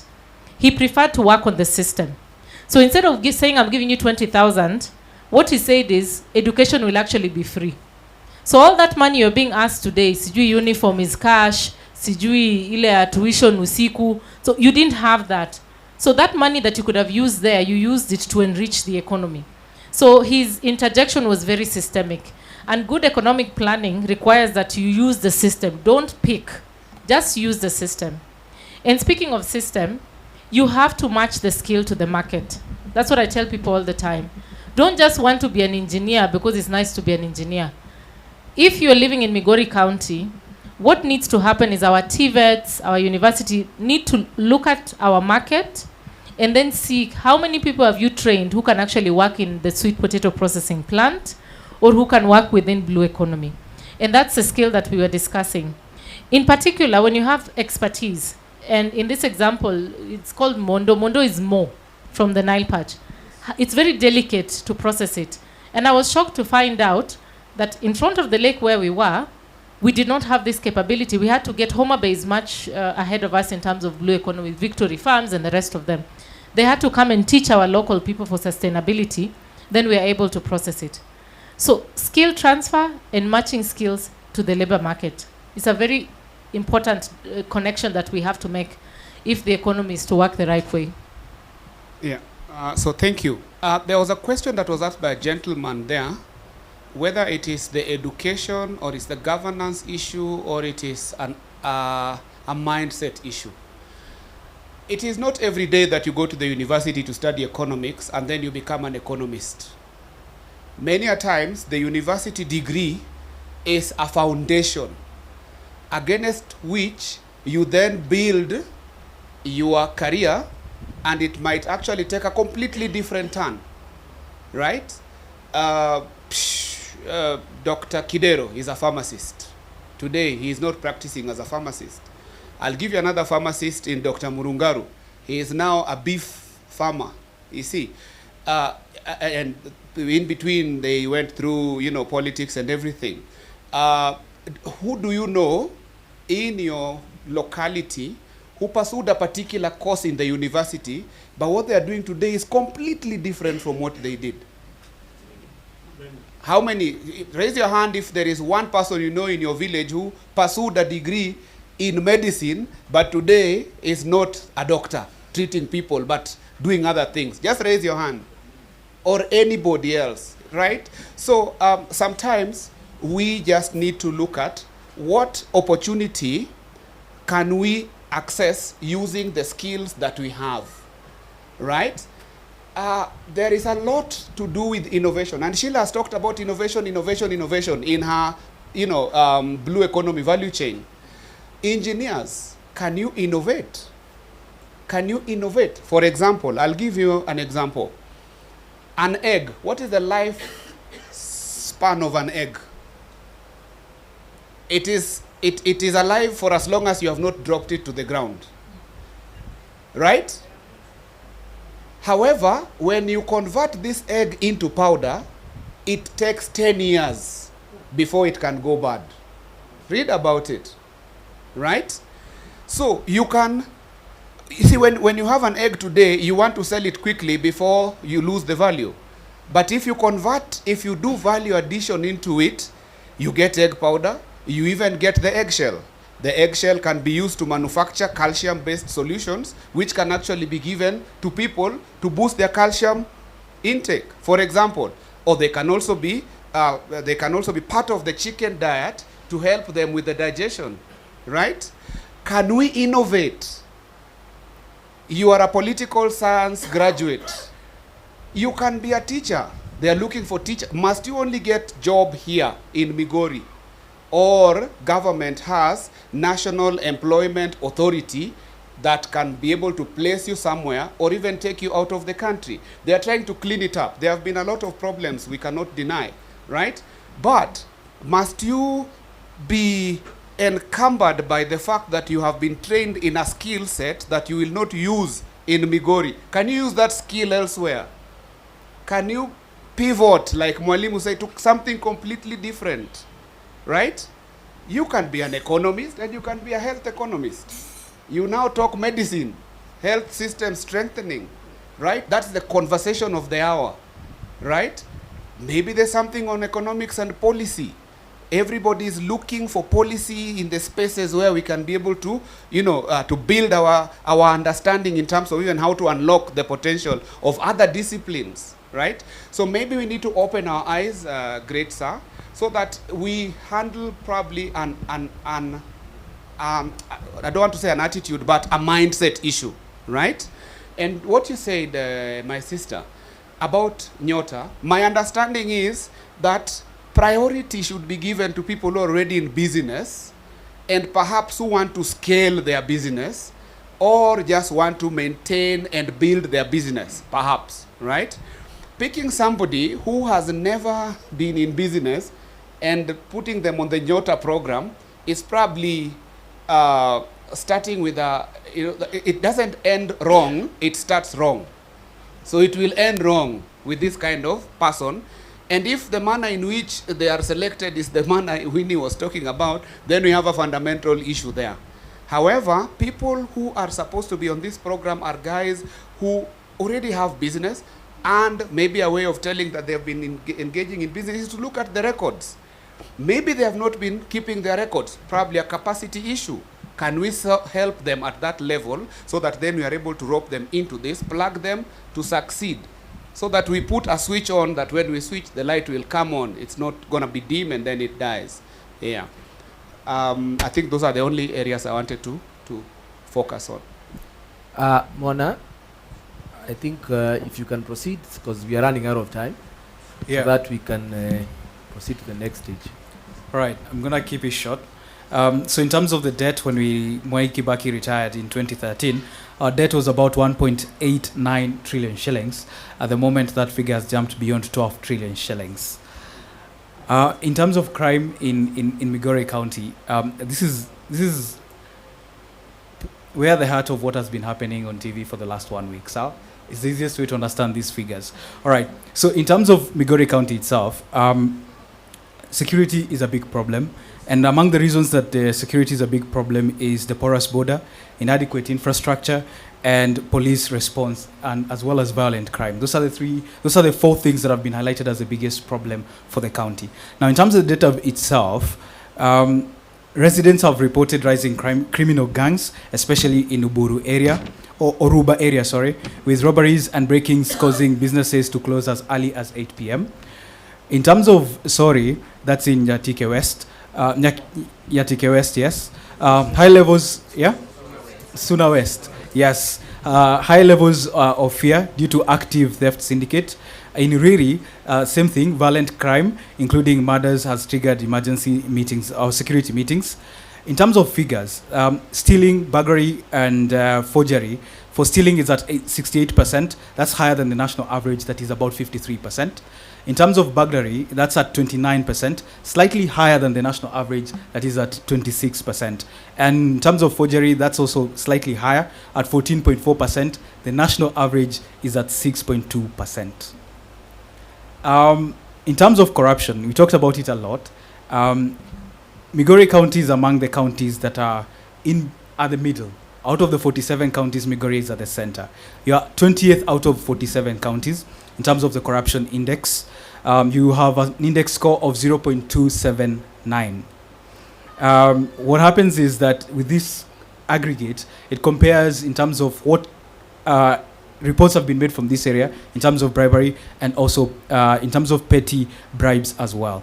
So in terms of EACC, they estimate that Migori County government between 2013 and 2017 lost about 2 billion shillings to corruption. The last thing I would like to mention is a fun fact. We've talked about gold a lot, and I'll give you three things. The first, the rocks in Migori County are thousands of times older than the first dinosaur. They belong to the Archean Eon, the earliest chapter of Earth's history. Also, the Makelda mine in Migori County was one of the most important multi-metal mine in Kenya, producing gold, silver, and copper all at once. That's it. Mwana, shall we all move to Migori County? And probably go to Sheila's village in Sori? I mean, the potential is pretty high. From what I've seen from the data, in terms of, we've only talked about gold, but there are other minerals that are available in this county. And estimates show that if Migori County was to use its resources that are on Earth alone, we would be able to get about 50 billion shillings a year. So I think there is hope for Migori County. Wow, so much unrealized potential, clearly. And this is a conversation that we cannot even finish today. But now, I want to come to you, Mahamud and Winnie. Nataka tuchape storia, cartels and systems. You being business men and women, having lived this life, you understand it. Kuna cartels? And if yes, where do they manifest in your respective areas? Cartels iko, nadhani cartels hakuna pale hawako. Lakini Migori pia cartels wako, na unapata hawa ndo wanafanya kazi kubwa kubwa zote. Ukiangalia kwa gold, kuna leaders wenyewe wako ndani ya hiyo gold. So niambie, na hawa ndo cartels wakubwa, ukweli usemwe. Yes. Kwa biashara yako unapatana na wao aje, Mahamud? Huko labda sisi ni ndogo ndogo hii hawakujaji Kadogo sana. economy. Huko hawako sana. Lakini wako. Wako, wako. Yeah. Mwalimu. Yes. The cartels are there. And we can hardly meet them because they really don't go for small businesses. They really don't go for small business. It's only that it's very difficult to rise because they are blocked up there. So they're there. For example, I said in gold business, you are a miner, you mine the gold, you get it, but now whom do you sell to? Somebody will benefit more than you who worked hard and got the gold. So those are the people we call the cartels. So they are there, they block your way, you sell to them cheaply, and they are readily available to buy from you. But we don't know these investors that we can sell to them at very good prices, so that we equally benefit as these cartels also benefit. So for example, I run a bakery.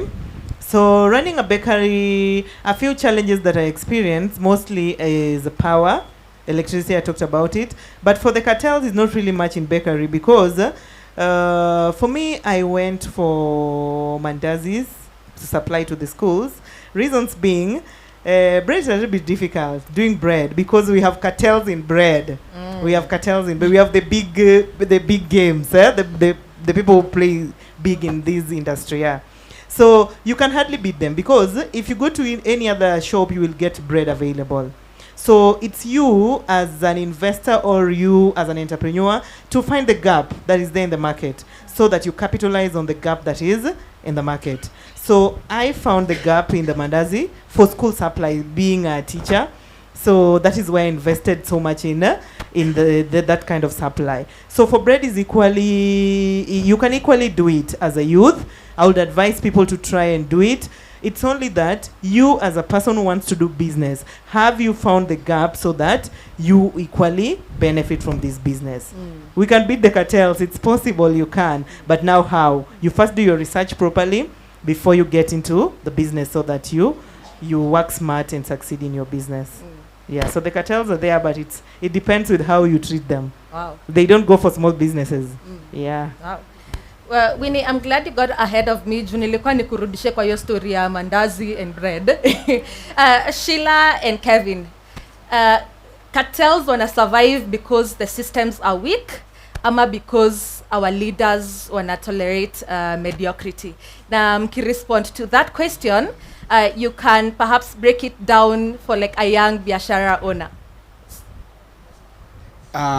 Maybe niwache Sheila aanze kwa sababu kwa biashara sijui alichapa aje cartels alafu maybe nita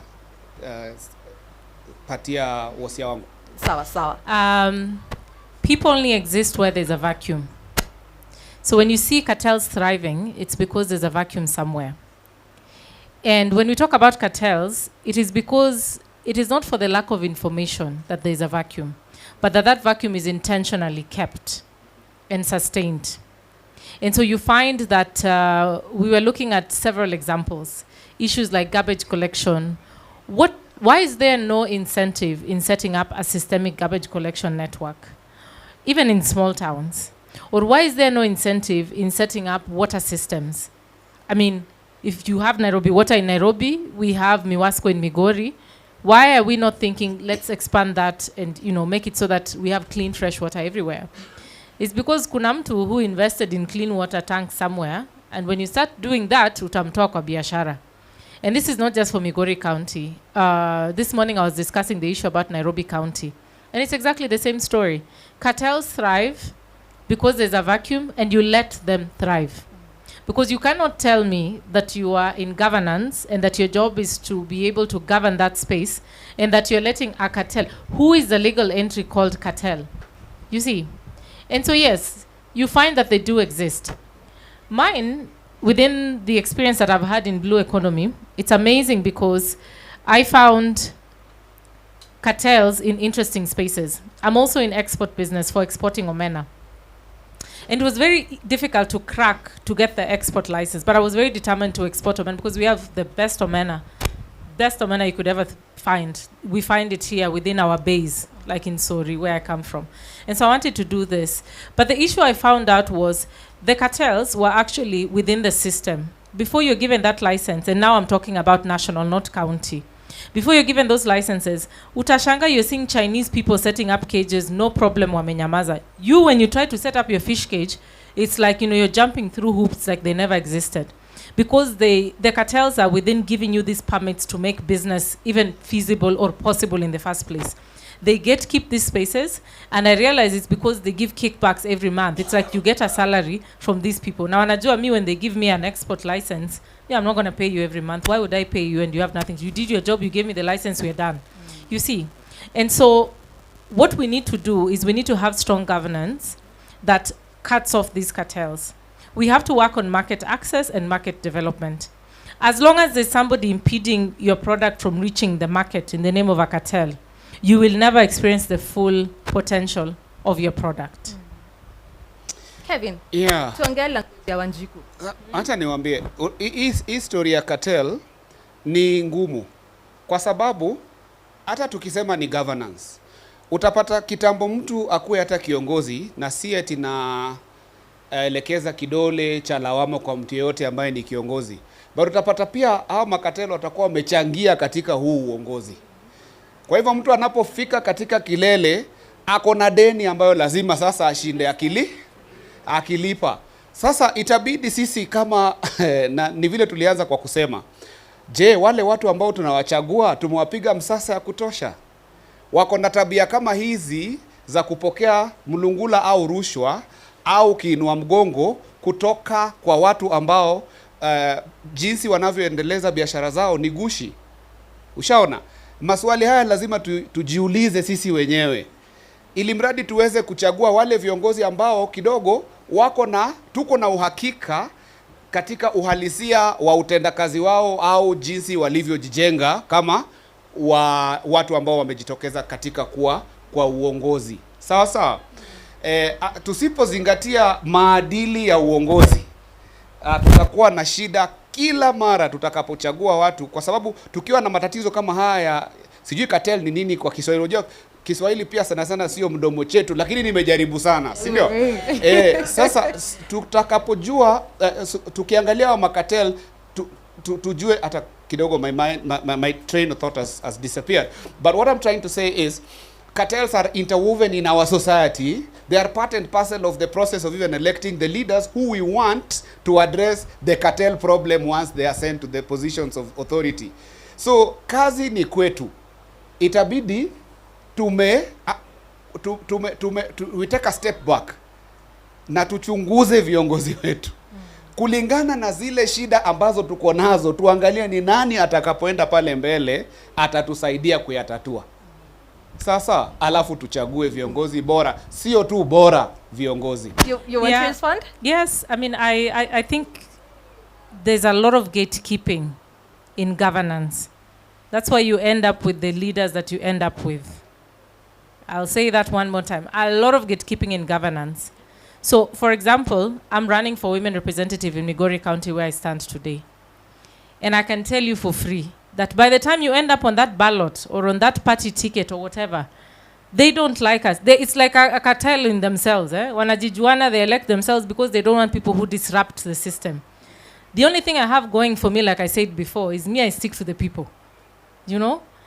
And for them, they're used to operating in a certain manner that even when you come up and say, I'd like to run for political office, they're not making space for us as young people, as women, as outsiders. There's no space for us. They guard these spaces. You don't get any mentorship.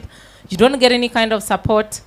But the good news is, cartelism is now, at least in this region, is about to face a very rude shock in 2027. For the first time. Wewe na watu wenu, mmalizane. So there's no you have to go. No. And I'm seeing them have a lot of discussion. I'm like, report card. Come back and tell us. What are you planning to do? What have you done? It's very simple. We are now, as wananchi, the newest cartels in town. Yeah. Kitumbua kimeingia mchanga. Kevin, you know, there's a running joke that you only hear ilimradi, yes. Angalau from this side of the country. Wacha tusikie kama audience wako nazo. Na tulisema ingine ghafla binuvu. Ndio hiyo. Before I come to you, the audience, I would like to also give the comments from the online audience. We have Kiprotich Generali on Facebook saying, great conversation, very vital in our quest to make Kenya a better place. We also have Eric M. Mosao also on Facebook, when amesema, without structured job creation, industrialization and digital economy, investment, the first world dream excludes the majority. And then you also have Christ of Kawawa, again on Facebook. Amesema, everything goes back to the government. If they don't create a conducive environment, no one is safe. And then lastly, we have Evans, again on Facebook. Amesema, powerful conversation coming from Migori. The youth are not just the leaders of tomorrow, they are the drivers of today's economy. Enterprise and trade are key pillars in building a first world Kenya. And those are some of the comments from our online audience. But coming back to you before we close, I'd like to give a set of people to also make their comments. I'll give this gentleman over here, that one, and then we'll know. And then there's a gentleman at the back. Start by saying your name, and then I'm David from Sirari. Lakini nilikuwa na swali. ask. Okay, thank you. Sheila, kwa faida ya mwanabiashara, kwa nauliza, how do we build ourselves into a company to move us out of business? Hiyo tu. How do we build ourselves into a company so they can move us from business? Is the question clear enough? No. Do you mind expounding? Perhaps. Do you mind expounding? Expand Sorry. zaidi. Okay, sawa. Nasema hivi. How can we build ourselves as a business into a company ndio tuachane na biashara? Yeah, so that's scalability. Okay, that's a good question. Then there's this young man here. Introduce yourself and ask your question. Okay, good evening. Griffin, I have two questions. The first one is, we are encouraging most of our youths to be in the informal sector because the workspace in our country is, I would say, limited. But you look at the labor laws in our country, most of them, if not all of them, focus on the employed, the formal sector. What are we doing as a people and as a country to shift to the informal sector in addressing this bigger population? Because most of the employed people or the working class, most of the bigger population is to the youth and the informal sector. Lastly, everything traces back to governance. You ask about the economy and everything, we still trace back to governance. Fingers still point back to the governance. Now, the question is, are we ready to change this? And if yes, can it be 2027? Thank you. Good one. Then I will take this gentleman, this cool gentleman at the back. Thank you so much.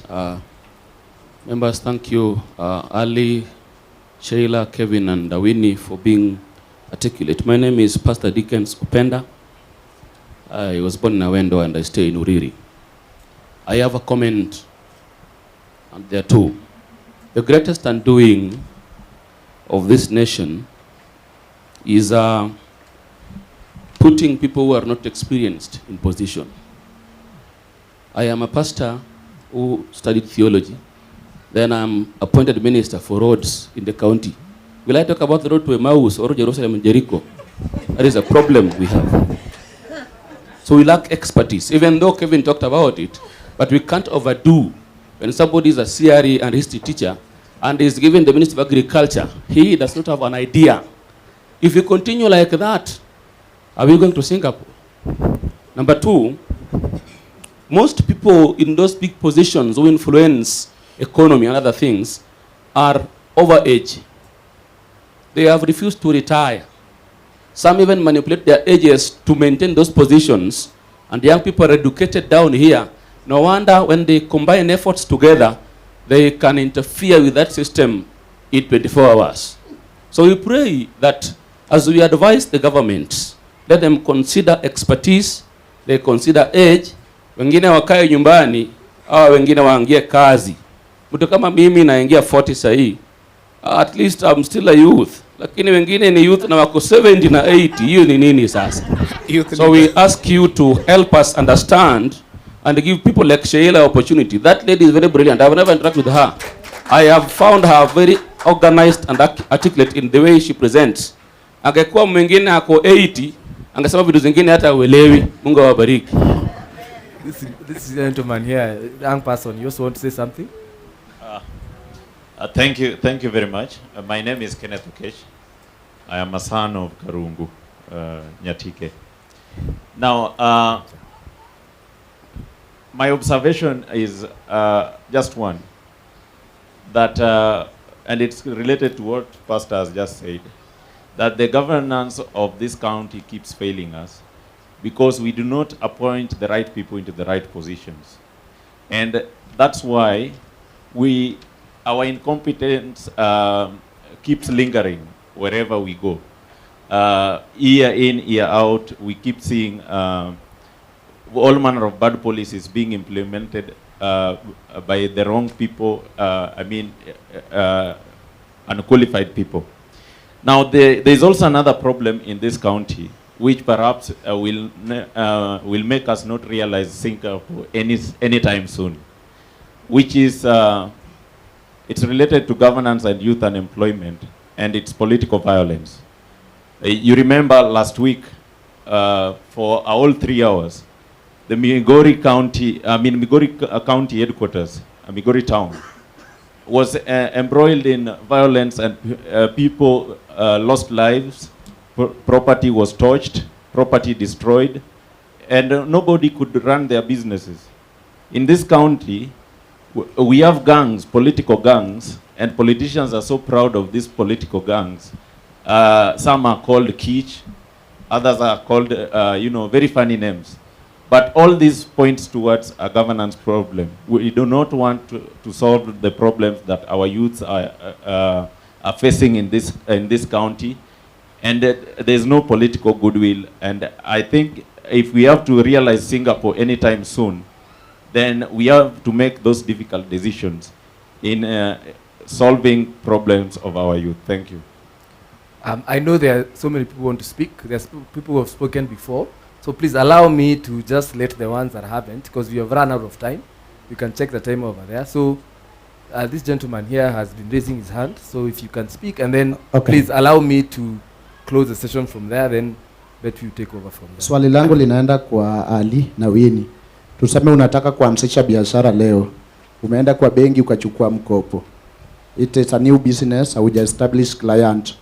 Kesho ifike, landlord anataka rent, and then mkopo pia lazima uservice. How do you go about that advice? And then to Sheila, tunaambiwa kula tano weke tano. Unaona vile economy iko sahi. Kama hiyo tano ya kukula ndauna, ile utaweka utapata wapi? Kindly advise on that. Thank you. I know so many questions have been asked, so over to you. Ali? Asante. Hiyo swali yako ni nzuri, isipokuwa siku advice uchukue loan kama unajua hakuna kitu unataka kufanya. Kwa sababu utaichukua within 1 month itakaa sana, hata 1 month labda ni mingi utaikula na unadaiwa. So kabla hujachukua hiyo loan, fanya plan. Fanya plan ndio uchukue hiyo loan. Ukishachukua hiyo loan unajua ni nini naenda kufanyia. Sawa? Alafu kuna kitu nitawaambia, kuna kitu inaitwa self employment. Mfano, mumai kutana nao waria wanauza masimu barabarani. Mumai kutana nao. Hao watu hawana capital, acha nikupatie siri. Hao watu hawana capital. Atakuja kwa duka yangu, aniambie nipatie hii, nipatie hii, nipatie hii. So mimi namwamini nitampatia simu 10. Jioni atanirudishia, labda ameuza 2, ametendeza thao yake. Hiyo yote pia inaingiana na uaminifu. Unaona? So hata hiyo loan ukichukua na huwa uaminifu bado itakuwa tu ni shida. So pia tujaribu hiyo, orieche konyore. Adie riber, donge. Orieche konyore. Mimi nikianza, mimi nilimaliza Migori Secondary 2002. Nikaenda Remba. Kuna kazini yangu alikuwa na boat hizi. Si unajua Remba boat, samaki hizo. 1 year nitamfanyia, after 1 year mimi nitarudi Migori. Nitafungua kibanda Migori. Hiyo kibanda nitarudi nitaachia wife. Mimi nitaenda Sirari. Budi, si tunakuwa na wewe Sirari? Nitafungua Sirari. Sasa hizi tumefungua branch nyingine Elgorian. Yeah. Asante. Winnie? Okay, on the same issue that he asked about loans and business. As someone who has been in business for quite some time now, I would advise someone, a young person who wants to start business, to start with loans. You will not go far. If you start with loans, you will not go far. For what I've learned for quite some time is, start up your business as small as it is. Start even with 1,000 shillings. Grow it to 10,000. Grow it to 20,000. Then now take a loan when now you require to expand more, and you have tested your business and you are sure that your business is going to pay back your loan. So I would advise, don't go to the bank, and no bank, actually no bank would loan you to start up a business because they will want to see the existing business before they loan you. So no bank, you won't walk to any bank and loan you to start your business. So start as small as you can. After setting up your business, try it out. Reach out to the targeted customers first. Make sure it is working out for you before you go back and start loaning. Loan for something that you are sure is going to give you good returns to pay off your loan. If you don't do that, then the chances of you failing and starting the business or not working out for you is very high. So that is what I would advise with the loaning issue on business. I guess maybe I'll respond to my fellow youth over there who was talking about that we are being pushed a lot into the informal sector. I have a big problem with leadership that does not carry my vision. It just carries where I am today. So if I'm a graduate today, I'm an nimeenda TVET, or whatever the case is, I'm talented, I'm a dancer, whatever. Instead of coming to help me figure out how can I go and dance to the highest dancing level, you're busy giving me bare minimum. I have a problem with that. I think leadership has to carry our vision. Hii maneno ati all of us must be border riders, all of us might do, that's nonsense. And not all of us can even start businesses. That's nonsense. Leadership is supposed to carry the ambition of where we're supposed to be in a very practical sense. Not just saying, oh, tunaenda Singapore, we've been going so many places now I can't keep track. But the point is that the whole point of planning, like I said, I'm an economist. When you do proper economic planning, you have to look at your population. Unaangalia, I have young people, and what am I supposed to do with these young people at all levels? I'm a firm believer that we are all talented differently. Just because ujaenda sijui kugraduate kufanya nini, it doesn't make you any less or any better. Kwanza, we always say, those people, machopi who used to get A's, they are busy working for us as accountants. Me, I get the most brilliant ones to do the things that I don't understand. So we have an education system today that is saying, let's look at your talent and let's work with you differently. I think what we need to do at the end of the day is we need to look at governance that carries our vision instead of just where we are. And what does this look like? We've had countries that we can learn from. You know, all these issues we are having, imagine we are not the first ones. Literally, we are not the first ones. India had a problem with a bulging youth population. At some point, walikuwa where we are today. And they had to ask themselves, what do we do? India decided to prepare itself to be a hub where young people can train in basic computer skills. Wakaanza kufungua ma call centers to process a lot of them in these call centers and the rest of them. And that way they were able to absorb. We are lucky as a population in this country that we are very well educated, the youth. Why are we sending everyone to go and do borders, to go and become house helps, kwenda to fight Russia? I mean, that's absolute nonsense. And it's not like we lack ideas of how we can drive this economy. Like Pastor said over there, please, if you don't have enough qualified people, we are here. Tumejitolea because we love this country and we love this county. And you know, personally for me, I just said, I'm not going to sit and watch you bring my county down. Because kwani wewe ulizaliwa sana kunishinda vile mimi nilizaliwa hapa. See, we are both from here. We have to take responsibility. It's easy to point fingers. Oh, governor, oh, women. Take responsibility. And then tell yourself, how am I electing the person I'm electing? Because those people are a reflection of us. We put them where they are. Hawakujichagua. Everybody you are seeing there. If somebody came, if it was a women rep came, what manifesto alikwambia atafanya that you can put her to check and say, hii hajafanya vile alisema? Ama you guys were just happy singing along in rallies and then we elected them. So we also have to take responsibility of the leaders that we have in front of us. And we are waking up now and we are saying that leaders have to have a basic understanding of where we want to go as a population and how we can take ourselves there. Instead of rhetoric and thinking all of us as young people, we want to ride borders, sijui you want to go and become housemaids in sijui. No. Alafu hao wanabaki hapa, they are owning industries, they are becoming rich. It's absolute nonsense. And as a young person, it's very frustrating. Saa zingine kukaa hapa, unaona vile tunabebwa ufala.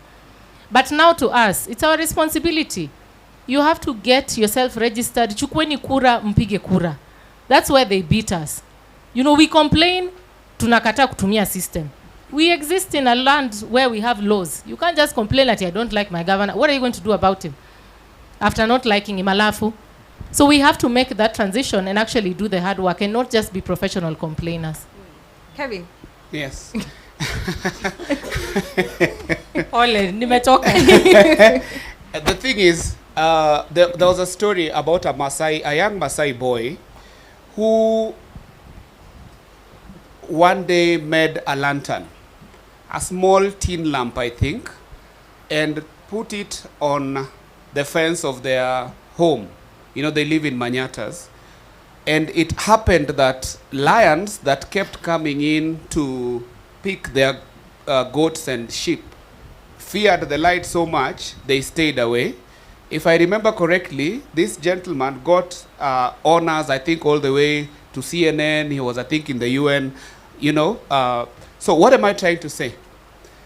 Sometimes the problems that we have, we are the only ones who can solve them by innovation, right?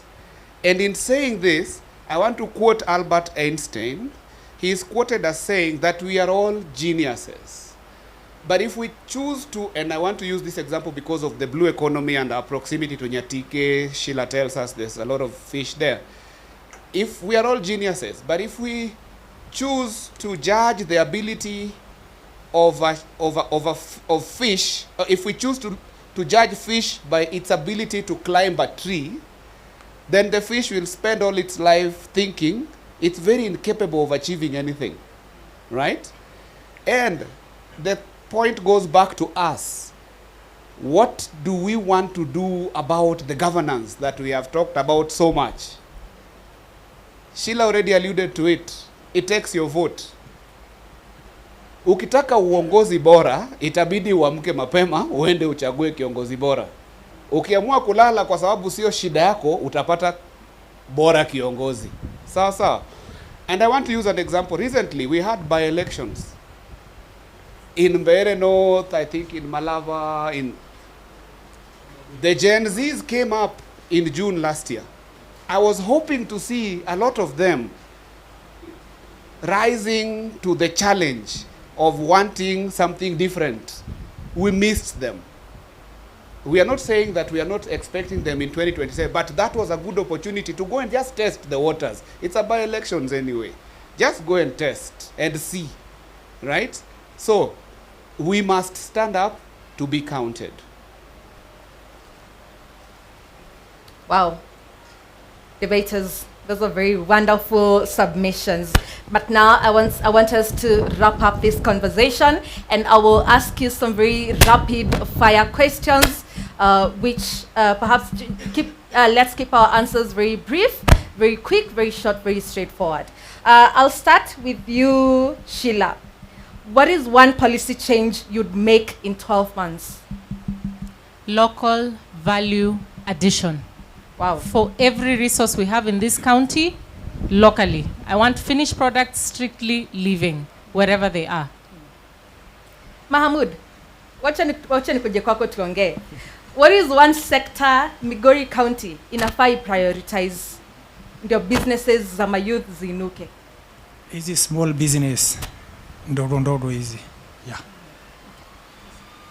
Winnie, if you had to make one executive order today, what rule or policy would you change at the border? I would change that we don't charge goods that come in and out through the border. Yes. Taxes are high? Yeah, the taxes are high. Okay. So we don't even lower the taxes. I will change that there are no taxes for goods that go so that people trade easily. Kevin, are you ready? From a policy perspective, what is one measurable commitment that the leadership of Migori County should make today? I think for me, I'm glad you've asked me that question. On May 4th, 2024, no less than the Department of Industry, the State Department of Industry, released a strategic document for 2023 to 2027. It was very clear on what it is we need to do to accelerate our industrialization so that we are able to improve our manufacturing, to move from contributing to 7% of the GDP that it does today to 15% by 2027 and 20% by 2030. Now, how that has not been, and she's talked about local value addition, it is part of that document. How that is not being accelerated here has beaten me. Yeah? So I would actually want a situation where some of the novel initiatives that are being driven by the national government, let us test them. Let them fail here, then we'll have a different story. But if they're not even on the ground, then we really have a little bit of work to do. Okay. There's one person I don't want to lock out of this conversation. Mwana, do you want to check us? Nothing to fact check really, but just to add on the story that he gave, the name of the Maasai boy is Richard Turere. He was 11 years old when he made the discovery. It's now called Lion Lights. In essence, what he did is he found an old battery, a car battery, and an indicator for an old motorcycle, and put it around the boma where the cattle slept, and they flickered at random times to ensure that the lions thought that someone is walking with a flashlight. And since that invention in 2011, they say that his family says that no animal has been eaten by a lion in their household. Can we say yes, we can? Yes, we can. Wow, and that is a wonderful, wonderful place to close it at. Audience. Betty, before you close, there's a question for Sheila. Okay. So let's not close out this online person. So they're asking the products that you have at your factory. Can I call it a factory? Yes, no? it's a yes. factory. Where do you sell them? Do you sell any locally, or does everything go abroad? Good question. The omena is shipped to the United States. The fish is sold locally. I'm not shipping the fish out.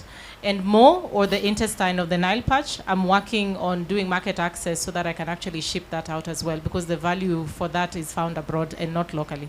So a mix of both. Over to you, Betty. Wow, audience. Si tumekuwa challenged leo.